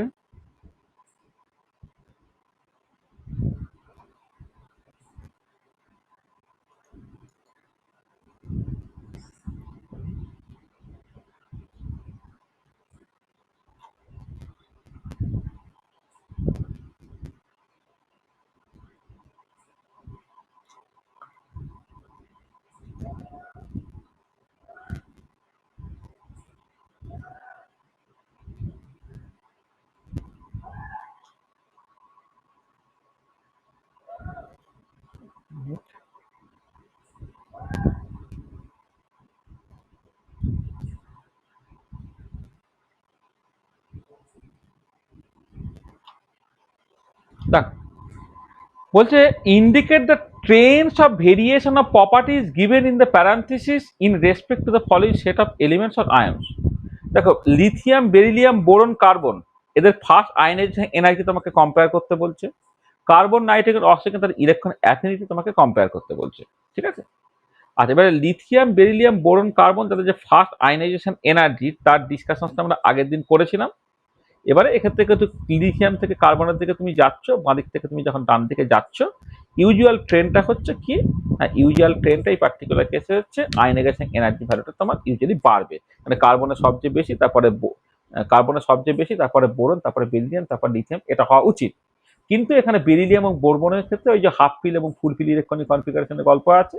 হ্যাঁ, বেরিলিয়ামের ক্ষেত্রে তোমার ফুল পিল ইলেকট্রনিক কনফিগারেশন, সেক্ষেত্রে ইলেকট্রন বের করাটা কঠিন। দেন তোমার বোরন, সেখানে বোরন এবং বেরিলিয়ামের অর্ডারটা পাল্টে যায়, কিন্তু কার্বন সবচেয়ে বেশি, তারপরে বেরিলিয়াম, তারপর বোরন, তারপরে হচ্ছে তোমার লিথিয়াম। আর কার্বন, নাইট্রোজেন, অক্সিজেন তার ইলেকট্রন অ্যাফিনিটি একটু আগে আমি বলেছি। সেখানে হচ্ছে তোমার নাইট্রোজেনের ক্ষেত্রে তো সে অ্যাকচুয়ালি পছন্দ করেই না আর কি। নাইট্রোজেনের ক্ষেত্রে ইলেকট্রন অ্যাফিনিটি ইভেন নেগেটিভ হয়ে যায়, তাহলে অক্সিজেন সবচেয়ে বেশি হবে, তারপর কার্বন হবে, তারপর তোমার নাইট্রোজেন হবে, এটা ঠিক আছে? এই যে অক্সিজেন সবচেয়ে বেশি, তারপর কার্বন, তারপর নাইট্রোজেন, ঠিক আছে? বুঝতে পারলে যে carbon, nitrogen, oxygen electron affinity তুমি অর্ডারে সাজাতে পারবে, আর লিথিয়াম, বেরিলিয়াম, বোরন, কার্বন তাদের আয়নাইজেশন এনার্জিটা তুমি বর্ডারে সাজাতে পারবে। তাহলে এমনিতে একটা পিরিয়ডিক ট্রেনটা কেমন না, বাদিক থেকে ডান দিকে গেলে কোনো একটা পিরিয়ড বরাবর তাহলে তোমার আয়নাইজেশন এনার্জিটা বাড়ে, কিন্তু এখানে বেরিলিয়াম এবং বোরনের ক্ষেত্রে এক্সেপশনটা কেন হচ্ছে, কারণ এই যে হাফ পিল ভার্সেস ফুল পিল ইলেকট্রনিক কনফিগারেশনের গল্পটা এখানে থেকে যাচ্ছে বলে, ঠিক আছে?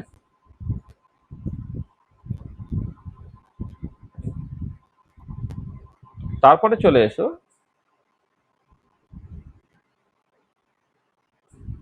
এটা ছেড়ে দাও।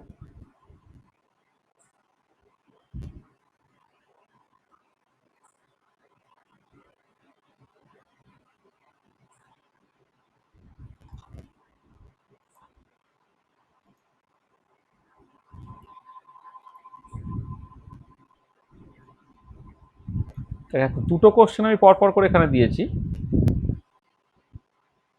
দেখো, প্রথমটা বলছে যে gold shows the highest electron affinity among the metal extend why, যেটা আমি অলরেডি আলোচনা করেছিলাম, ঠিক আছে? তাহলে গোল্ড সে বেসিক্যালি তোমার, আচ্ছা এখানে একটুখানি ভুল হয়েছে, এটা এটা 6s1 হবে, হ্যাঁ এখানে একটুখানি ভুল লেখা আছে, 6s1। তাহলে গোল্ডের ক্ষেত্রে তোমার এই যে 6s এর আগে যেহেতু 4f এবং 5d আছে, ও সরি এটা, ও আচ্ছা আচ্ছা আচ্ছা, এক সেকেন্ড, না ঠিকই ছিল ঠিকই ছিল। তাহলে এখানে যেটা হচ্ছে যে নর্মাল ইলেকট্রনিক কনফিগারেশনটা হচ্ছে 5D9 6s2 হয়, মানে 6s আগে ভর্তি হয়, 5D তারপরে ভর্তি হয়। এবারে তোমার এটা স্টেবল ইলেকট্রনিক কনফিগারেশন এক্সট্রা স্টেবিলিটির জন্য আমি পরে লিখিয়েছি আর কি, যে 6s-এ একটা ইলেকট্রন চলে আসে, 5D-তে তোমার 10টা ইলেকট্রন চলে যায়। এটা ইউজুয়ালি ইলেকট্রনিক কনফিগারেশন এরকম হওয়ার কথা, কিন্তু বাস্তবে যেটা দেখতে পাওয়া যায় সেটা হচ্ছে যে এই যে বাইরে ইলেকট্রনটাকে তোমার নিউক্লিয়াসটা এত করে টানছে যে ইলেকট্রনটা তোমার এখানে চলে আসে 4f14 5D10 6s1, এটা হচ্ছে গাউসের ইলেকট্রনিক কনফিগারেশন হয়। এবার এক্ষেত্রে যেটা বলেছিলাম যে আগে যদি 4 এবং 5D দুটো ডিফিউজ অরবিটাল আছে, তারা স্কিন বা শিল্ড খুব কম করতে পারে বলে গোল্ডের ক্ষেত্রে যেটা যেটা বলা হয় এফেক্টিভ নিউক্লিয়ার চার্জ, যেটা মানে যে এফেক্টিভ সেটা প্রচন্ড হাই হয়ে যাচ্ছে, প্রচন্ড স্ট্রং হয়ে যাচ্ছে বলে হচ্ছে সেখানে একটা ইলেকট্রন খুব ইজিলি ঢুকতে পারছে এবং সে হাইয়েস্ট ইলেকট্রন অ্যাফিনিটিতে দেখাতে পারছে। আচ্ছা, এবারে দেখো formation of gaseous oxide and sulphide ions are exothermic process explain. আচ্ছা, ব্যাপারটা কিছু না, অক্সাইড বা সালফাইড যখন তুমি দেখবে তখন ইউজুয়ালি কি হয়, অক্সিজেন প্রথম ইলেকট্রনটা ইজিলি অ্যাকসেপ্ট করলো, কিন্তু সেকেন্ড ইলেকট্রনটা যখন অ্যাকসেপ্ট করছে তখন দুটো ইলেকট্রন মানে ইলেকট্রন গুলো মানে ইন্টার ইলেকট্রন রিপালশনটা প্রচন্ড স্ট্রং হয়ে যাচ্ছে, সেখানে O2- হওয়াটা, হ্যাঁ, তার জন্য তোমাকে আলটিমেটলি এনার্জি দিতে হয়, মানে ও থেকে O- হতে গেলে প্রসেসটা এক্সোথার্মিক, তোমার এনার্জি রিলিজড হয়। আর O- থেকে O2+ হতে গেলে, O- থেকে O2- হতে গেলে প্রসেসটা এন্ডোথার্মিক, অর্থাৎ তোমাকে অনেকটা বেশি এনার্জি দিতে হয়। এবং ওভারঅল দেখবে ও থেকে O2- হতে গেলে প্রসেসটা এন্ডোথার্মিক হচ্ছে, সেদিকে সেটা চাইছে না। এটা অক্সিজেনের ক্ষেত্রেও সত্যি, সালফারের ক্ষেত্রেও সত্যি। সেখানে যখন তোমার অক্সাইড বা সালফাইড তৈরি হবে তখন প্রসেসটা কিন্তু অ্যাকচুয়ালি এন্ডোথার্মিক। ঠিক আছে, এটা মাথায় রাখতে হবে। হলো? তো দেখো, তাহলে আমি তোমার বেশ কিছু ইলেকট্রন অ্যাফিনিটির বেশ কিছু প্রবলেম এখানে আমি বললাম। তো সেই প্রবলেমগুলোকে তুমি একটুখানি, আমি যদিও ডেসক্রিপটিভ প্রবলেম মূলত এখানে বলেছি, হ্যাঁ, ডেসক্রিপটিভ প্রবলেমগুলোই মূলত এখানে বলেছি। হ্যাঁ, তোমার পরীক্ষায় যদিও তোমাদের শুধুমাত্র এমসিকিউ নিয়ে আলোচনা করতে হবে, হ্যাঁ, সেগুলো ডেসক্রিপটিভ প্রবলেমগুলো জানলে সেখান থেকে দেখবে তোমার কনসেপ্টটাকে পরিষ্কার হয়ে যাবে, সেখান থেকে এমসিকিউ সলভ করতে তোমার অনেক সহজ ব্যাপারটা হবে। আচ্ছা, এবারে এই যে ইলেকট্রন অ্যাফিনিটি এবং আয়নাইজেশন এনার্জি, এই দুটোকে আমি বললাম, তার উপরে বেশ করে না আমি একটা ইম্পর্টেন্ট জিনিস একটুখানি বলে নিই, সেটা হচ্ছে ডায়াগোনাল রিলেশনশিপ। দেখো, তুমি একটা খেয়াল করে দেখো, ধরো আমি এই লিথিয়াম, বেরিলিয়াম, বোরন, কার্বন, আর এদিকে হচ্ছে তোমার তারপরে হচ্ছে সোডিয়াম, ম্যাগনেসিয়াম,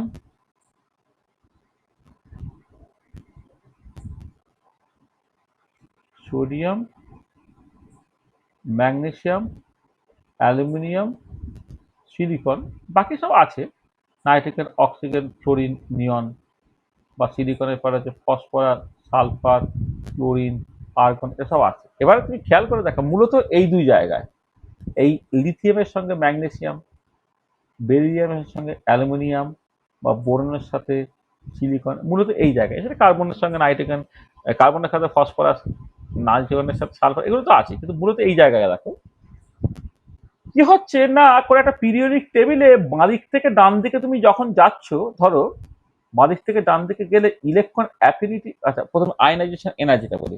আয়নাইজেশন এনার্জিটা কি হচ্ছে, বাঁদিক থেকে ডান দিকে তোমার বাড়ছে। আয়নাইজেশন এনার্জিটা এটা এদিক থেকে এদিকে তোমার বাড়ছে, ইনক্রিজের। আবার ইলেকট্রন অ্যাফিনিটিটা কিন্তু এদিক থেকে এদিকে তোমার,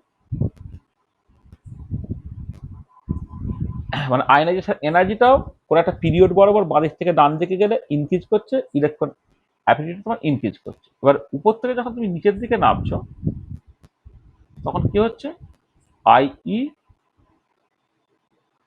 অ্যান্ড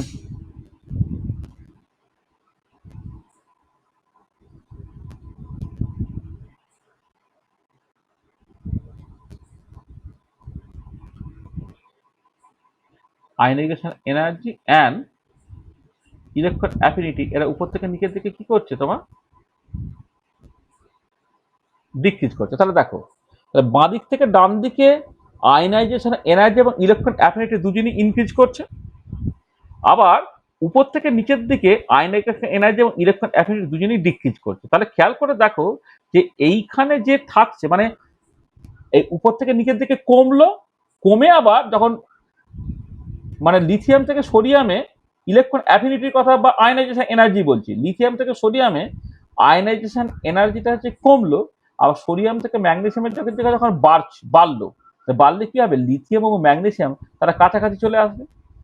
আর পরেরটা দেখো, বেরিলিয়াম থেকে ম্যাগনেসিয়ামের দিকে যখন তুমি গেলে তখন আয়নাইজেশন এনার্জিটা বাড়লো, আবার ম্যাগনেসিয়াম থেকে অ্যালুমিনিয়াম অর্থাৎ বাঁ দিক থেকে যখন ডান দিকে যাচ্ছে জিনিসটা কমছে। তার মানে কি, বেরিলিয়াম এবং অ্যালুমিনিয়াম তাদের প্রপার্টিটা একই রকম হয়ে যাচ্ছে।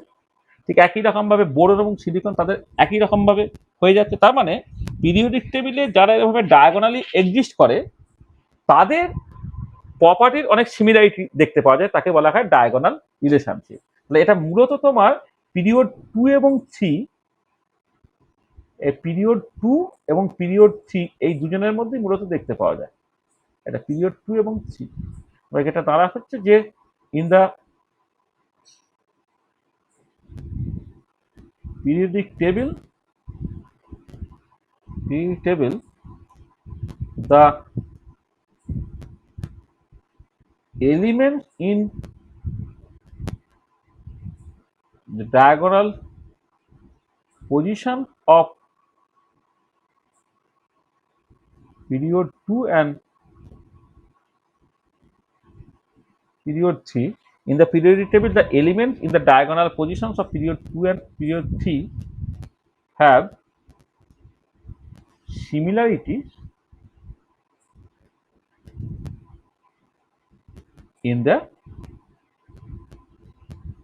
properties। ঠিক আছে, এটা this is called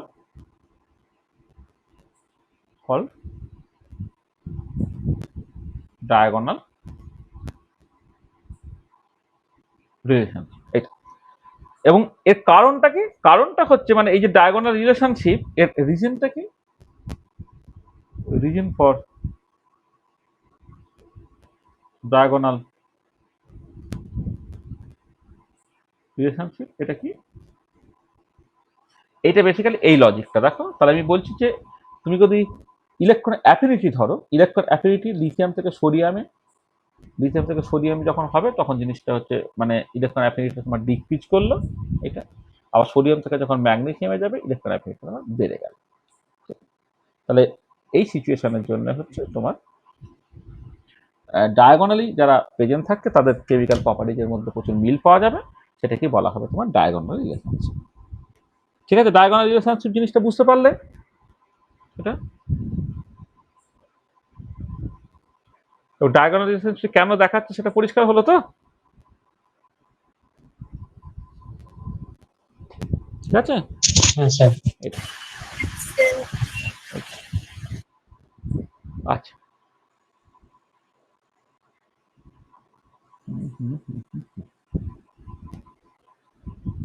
আচ্ছা, আচ্ছা দেখো কতগুলো জিনিস তোমার,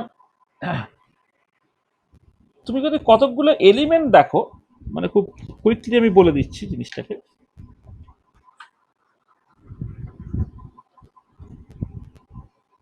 ধরো সময় নেই অবশ্য,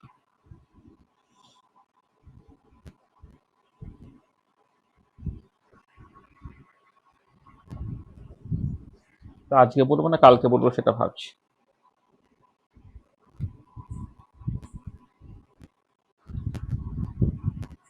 একটা ইম্পর্টেন্ট জিনিস আছে আবার ইনার্ট পেয়ার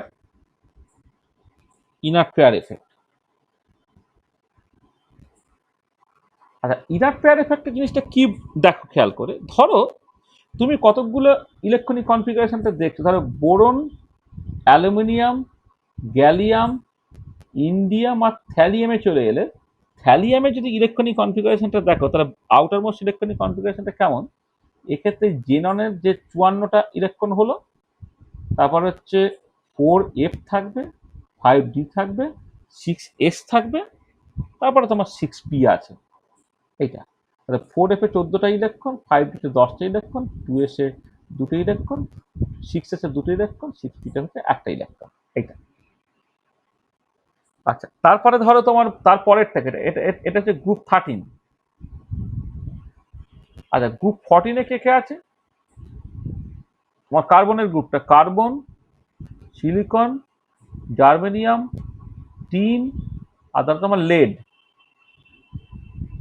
লেড লেডের ইলেকট্রনিক কনফিগারেশন X54, তার সঙ্গে 4f এ তোমার 14টা ইলেকট্রন, 5d তে 10টা ইলেকট্রন, 6s এ 2টো ইলেকট্রন, 6p তে তোমার 2টো ইলেকট্রন। আমি ধর এই দুটোই যা বলছি। আচ্ছা, এবারে দেখো এছাড়া আরো আরো মানে ওই সিরিজের আরো পরের দিকে যারা আছে তাদের ক্ষেত্রে একই রকমের সিচুয়েশন। তারপরে ধরো যারা আছে গ্রুপ 15 এ, ধরো গ্রুপ 15 এ কে কে আছে?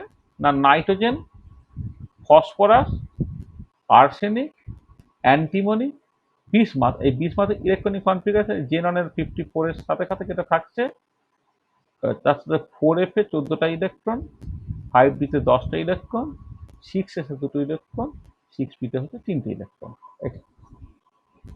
আচ্ছা, এবারে খেয়াল করে দেখো এই যে থ্যালিয়াম বা লেড বা বিসমাথ, তার ক্ষেত্রে এক্ষেত্রে কি হচ্ছে? এক্ষেত্রে তোমার দেখো তোমার 6s এ ইলেকট্রনিক কনফিগারেশনটা যদি তুমি দেখো, 6s এ 2টো ইলেকট্রন, 6p তে একটা ইলেকট্রন। বোরন যদি তুমি কনসিডার করো বা অ্যালুমিনিয়াম যদি কনসিডার করো, সেখানেও কিন্তু তোমার 1:1:2, 2:2p1। তাহলে ইলেকট্রনিক কনফিগারেশনটা এখানে হিলিয়ামের ইলেকট্রনিক কনফিগারেশন ছিল, তারপর 2:2p1 ছিল। 2s এর 2টো ইলেকট্রন এইরকম ভাবে ছিল, আর 2p তে 3টে ইলেকট্রন তোমার এইরকম ভাবে ছিল। তুমি কি করতে, যখন বন্ডিং তৈরি করছো, বোরন কিন্তু তোমার কোভ্যালেন্সি 1 দেখাচ্ছে না, দাদা 3 দেখাচ্ছে, অর্থাৎ আনপেয়ার্ড ইলেকট্রন একটা নয়, বোরনের ক্ষেত্রে তোমার 3টে হয়ে যাচ্ছে। 3টে হয়ে গেলে কি হচ্ছে না, এই 2s থেকে একটা ইলেকট্রন এখানে চলে গেল, আর 2p তে ইলেকট্রনটা তোমার এখানে চলে গেল। এইটা ঠিক আছে? তাহলে কোভ্যালেন্সিটা কি হচ্ছে না, 1 থেকে 3 দেখাতে পারছে। প্রথমে একটা আনপেয়ার্ড ইলেকট্রন ছিল, তারপর 3টা আনপেয়ার্ড ইলেকট্রন হলো। তাই বোরনের ক্ষেত্রে এটা খুব স্বাভাবিক। বা কার্বনের ক্ষেত্রে এটা তুমি একই রকম ভাবে দেখেছো, 1:2, 2:2, 2p, 2 হচ্ছে ইলেকট্রনিক কনফিগারেশন। তাহলে বাইরের কক্ষটা যদি তুমি দেখো, গাউসের ইলেকট্রনিক কনফিগারেশন, এখানে 2টো ইলেকট্রন, এখানে একটা ইলেকট্রন, এখানে একটা ইলেকট্রন। কিন্তু আলটিমেটলি কি হয় না, 6s এর ইলেকট্রনটা সে বেসিক্যালি এখানে চলে যায়, চলে গিয়ে তোমার এইরকম ভাবে আনপেয়ার্ড ইলেকট্রন 4 দেখে। নাইট্রোজেন বা এদের ক্ষেত্রে প্রত্যেকের ক্ষেত্রে একই রকম সিচুয়েশন। এবারে হচ্ছে যখন তুমি কোন একটা পার্টিকুলার গ্রুপে উপর থেকে নিচের দিকে আসছো, দেখো থ্যালিয়ামের ক্ষেত্রে যদি তোমাকে এখানে কি হচ্ছে, এখানে তোমার এই যে সিচুয়েশনটা, এইখান থেকে যদি একটা ইলেকট্রন তুমি এখানে পাঠানোর চেষ্টা করো, করে যদি তুমি কোভ্যালেন্সিটা 1 থেকে 3-এ নিয়ে যাওয়ার চেষ্টা করো, এটা যদি করতে চাও, এটা হচ্ছে তোমার ভেরি ডিফিকাল্ট। সিমিলার সিচুয়েশন হচ্ছে লেডের ক্ষেত্রে। লেডের ক্ষেত্রে 6s এ 2টো ইলেকট্রন ছিল, 6p তে তোমার 2টো ইলেকট্রন ছিল। তুমি কি এক্সপেক্ট করবে কি যে 6s থেকে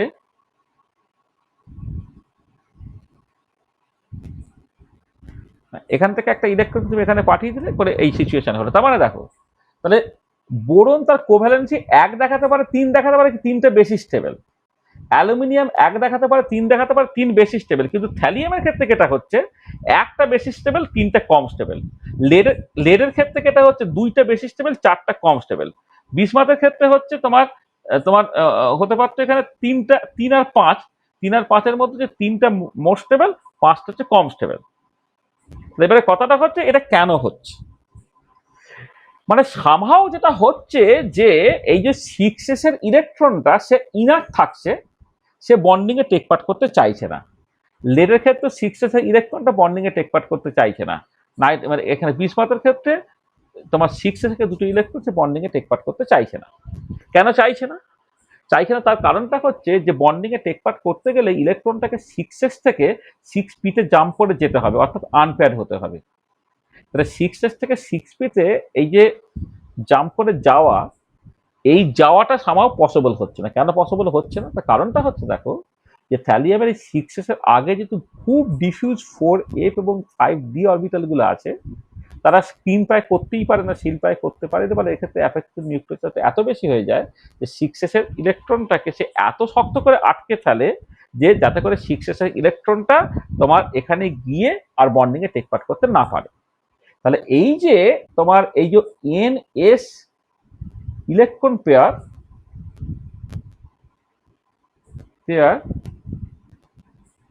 remain inert in bond formation, এটা NS electron pair remain inert in bond formation, সেটাকেই বলা হচ্ছে তোমার ইনার্ট পেয়ার এফেক্ট।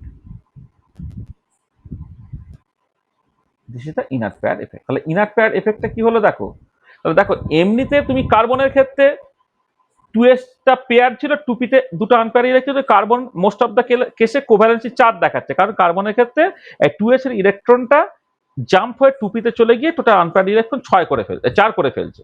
এবারে এই 2s থেকে 2p-তে যাওয়ার জন্য তোমাকে সামান্য এনার্জি দিতে হলো, সামান্য এনার্জি দিলে বটে, কিন্তু দুটোর বদলে যখন 4টে বন্ড তৈরি হবে তখন অনেক বেশি স্টেবিলিটি পাবে, সেখানে যতটুকু এনার্জি দিলে সেটা কম্পেনসেটেড হয়ে যাবে।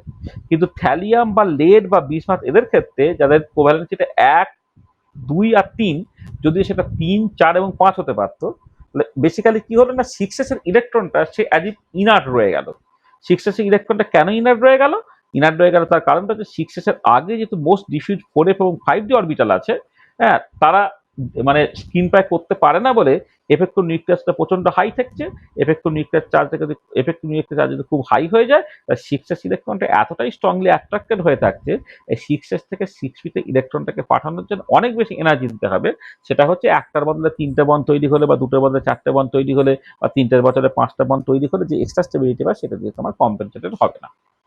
থ্যালিয়ামের 3-এর বদলে 1 বেশি স্টেবল, লেডের ক্ষেত্রে হচ্ছে 4 কোভ্যালেন্সির বদলে 2 কোভ্যালেন্সি বেশি স্টেবল, বা বিসমাথের ক্ষেত্রে হচ্ছে তোমার 5-এর বদলে 3 বেশি স্টেবল। ঠিক আছে, তাহলে বুঝতে পারলে ইনার্ট পেয়ার এফেক্ট জিনিসটা কি?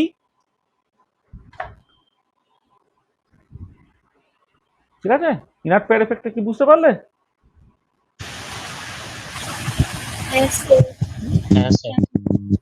আচ্ছা, তাহলে একটা আমি এক্সাম্পল দিই, তাহলে তোমাকে বুঝতে হবে। তাহলে SnCl4 প্লাস PbCl2 থেকে SnCl2 প্লাস PbCl4 হলো, আর একটা হচ্ছে SnCl2 প্লাস PbCl4 থেকে SnCl4 প্লাস PbCl2 হলো। তাহলে এইটা তোমার বেসিক্যালি হবে না, এইটা হবে, মানে এটা ফেভারেবল। কেন ফেভারেবল? তার কারণটা দেখো, এক্ষেত্রে এটা হচ্ছে যে 3 রিয়াক্ট্যান্টে 3 তার ভ্যালেন্সি 2 ছিল, পরে 4 হলো। 3-এর ক্ষেত্রে হচ্ছে 2 থেকে 4 কোভ্যালেন্সিতে বেশি স্টেবল, আর PbCl4 এর ক্ষেত্রে, লেডের ক্ষেত্রে কোভ্যালেন্সি 4 থেকে 2 হলো, কিন্তু মানে লেডের ক্ষেত্রে কিন্তু 2 এই কোভ্যালেন্সিটা বেশি স্টেবল। তার মানে কি, তাহলে লেডের ক্ষেত্রে +4 অক্সিডেশন স্টেটের বদলে +2 অক্সিডেশন স্টেট বেশি স্টেবল, আবার 3-এর ক্ষেত্রে তোমার 2 অক্সিডেশন স্টেটের বদলে 4 অক্সিডেশন স্টেটে বেশি স্টেবল। সেই জন্য সেকেন্ডটা তোমার ফেভারেবল, আগেরটা নয়। ঠিক আছে, বুঝতে পারলে? তারপরে ধরো তুমি থ্যালিয়াম আয়োডাইড, এটা যখন ডিসোসিয়েট করবে দু রকম হতে পারে, থ্যালিয়াম 3+ প্লাস 3i- হতে পারে, অথবা থ্যালিয়াম প্লাস প্লাস IT- হতে পারে। এইটা পছন্দ করবে, এইটা পছন্দ করবে না। কারণটা কি? এইটা হতে গেলে থ্যালিয়ামটা 3+ হতে হচ্ছে, কিন্তু থ্যালিয়াম তার ভ্যালেন্সিটা 1 দেখাবে, একের বেশি দেখাতে চায় না। ঠিক আছে, এখানে অ্যাকচুয়ালি যেটা হয় যে Tl3+ Ti- না হয়ে অ্যাকচুয়ালি থাকে হচ্ছে Tl+ প্লাস I3-, মানে পলিহ্যালাইড বলে আর কি, এই ফর্মে থাকে। তো দেখো এই যে এক্সটার্নেশন গুলো পুরোটাই দাঁড়িয়ে আছে তোমার ইনার পেয়ার এফেক্টের উপরে। সেই জন্য ইনার পেয়ার এফেক্টটা কি আমি আবার বলছি, যে যেহেতু আউটার মোস্ট যে NS যে ইলেকট্রন পেয়ারটা আছে সে রিমেন ইনার্ট। কেন রিমেন ইনার্ট? তার আগে ডিফিউজ 4f এবং 5d অরবিটাল আছে, সেটা করছে তোমার ওই যে মানে মানে 4f এবং 5d অরবিটাল গুলো তাদের স্কিনিং এবিলিটি খুব কম বলে এফেক্টিভ নিউক্লিয়ার চার্জ ওই সিস্টেমটার ক্ষেত্রে প্রচন্ড বেশি হচ্ছে, এবং তখন এফেক্টিভ নিউক্লিয়ার চার্জ খুব বেশি থাকার জন্য 6s এর যে ইলেকট্রনটাকে এতটাই টাইটলি আটকে রাখছে যে 6s এর ইলেকট্রনটা বন্ডিং এ টেক পার্ট করতে পারছে না, বা আনপেয়ার্ড হেয়ার স্কোপ পাচ্ছে না। এইটা তাহলে এই যে 6s এর ইলেকট্রনগুলো ইনার্ট রয়ে যাওয়ার যে টেন্ডেন্সিটা সেটাই বলা হচ্ছে তোমার ইনার্ট পেয়ার এফেক্ট। ঠিক আছে, বোঝা গেল? হ্যাঁ, তাহলে আজকে আমার মনে হয় এখানেই রেখে দিই আমরা। হ্যাঁ, একটুখানি হ্যাঁ, ডিটেলে এই জায়গাটা করা যাক এইগুলো। হ্যাঁ, আমি একটুখানি হয়তো এক একদিনে তাড়াহুড়ো করে আমি প্রথমে ভেবেছিলাম যে করে দেবো, তারপর দেখলাম যে তোমাদের যে বইয়ে এত ভুলভাল ইনফরমেশন আছে যে আমার মনে হলো এটা প্রপারলি একটুখানি করার দরকার আছে আর কি। এটা খুব বাইপাস করে, মানে বইয়ে খুব ভুলভাল ইনফরমেশন আছে। হ্যাঁ, সেগুলো খুব সমস্যা, মানে এনসিআরটির বইটা পার্টিকুলারলি, আমি তো সবাই তো জয়েন্ট পয়েন্টের জন্য এনসিআরটির বইটাই ফলো করবে। এনসিআরটির বইটা কিন্তু পিরিয়ডিক প্রপার্টিজ কিন্তু ভুলে ভরা, ওটাকে তুমি একদম বিশ্বাস করো না বা ভরসা করো না। ওটা পড়ে পরীক্ষা লিখলে কিন্তু ভুলভাল হয়ে যাবে। ঠিক আছে, তাহলে আমরা আজকে এই পর্যন্ত রাখছি। তাহলে নেক্সট ক্লাসে এখনো পিরিয়ডিক প্রপার্টিজ চলবে, মোর অ্যাবাউট পিরিয়ডিক প্রপার্টিজ। মানে আমাদের দুটো জিনিস অ্যাটলিস্ট করতে হবে, একটা হচ্ছে ইলেকট্রোনেগেটিভিটিটা একটুখানি ডিটেলে করতে হবে, আর একটা হচ্ছে তোমার ওই অ্যাটমিক আর আয়নিক রেডিয়াই এর জায়গাটা। এই দুটো আমরা নেক্সট দিন মানে করে নেওয়ার চেষ্টা করবো, বা নেক্সট উইক অ্যাটলিস্ট করে নেওয়ার চেষ্টা করবো। ঠিক আছে, তো আজকে এই পর্যন্তই রাখছি। এন্ড অফ লেকচার তোমার আজকে 4 নম্বর লেকচার।